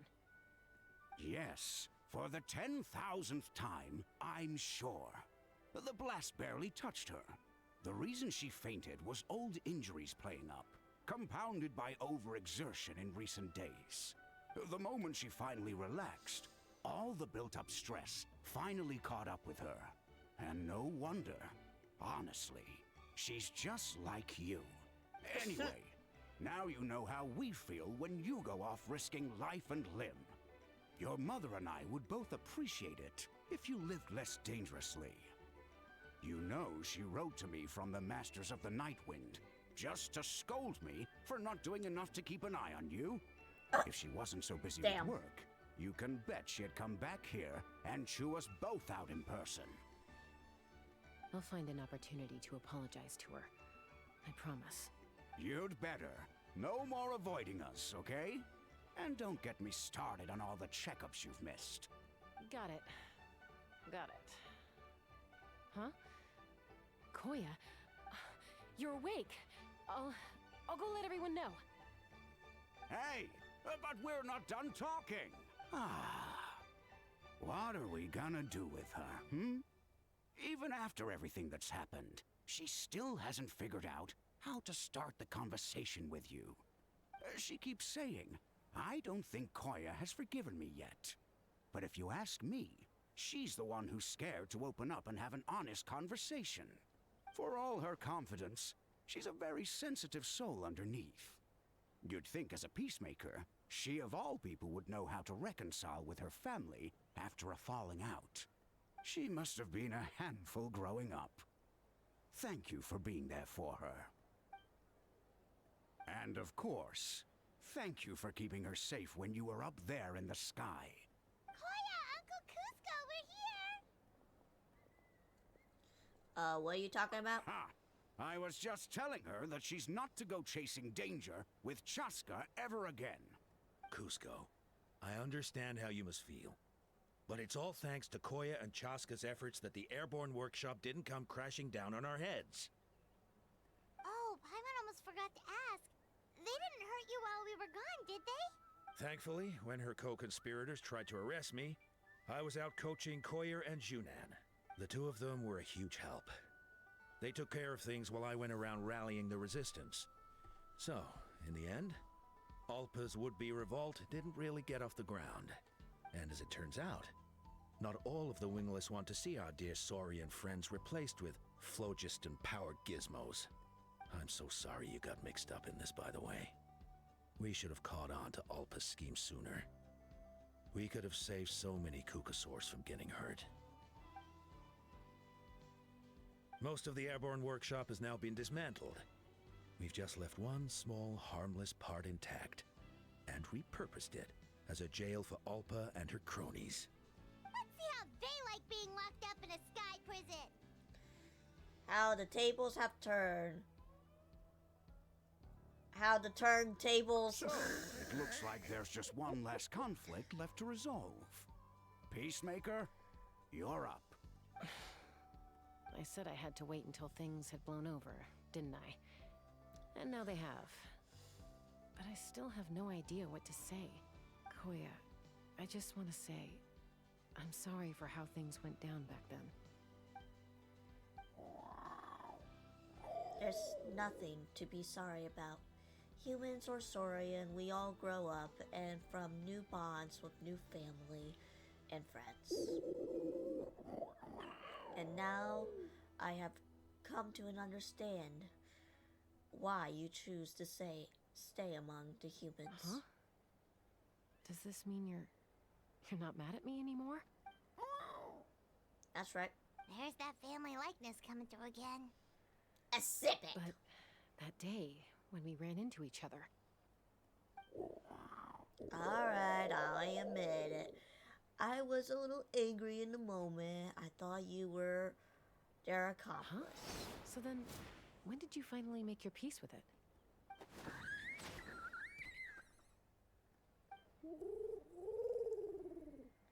Hey, slow down. It's Chime and Chimbu. I don't know, I'm giving them random voices. Mom, are you okay? Mom is fine, love. They were doing well.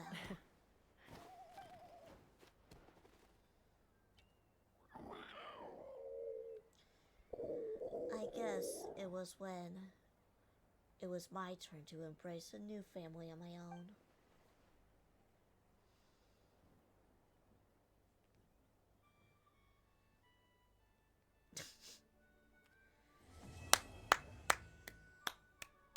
What a good story. I mean, hey, it is what it is. It's good enough with me, right? So,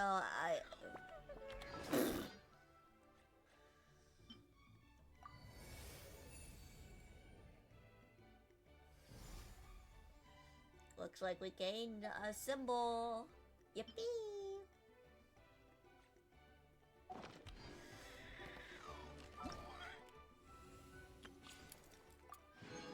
Ooh, nice. So now that's all done. I don't know if IOP will be streaming tomorrow. There is a chance that I might, but I'm not sure what we're going to be doing then. But anyways, thank you for coming into the stream. I really do appreciate with all of the follows. Let's see if there's anyone to raid. Last time we didn't raid anybody, but how about we get into some truck simulators?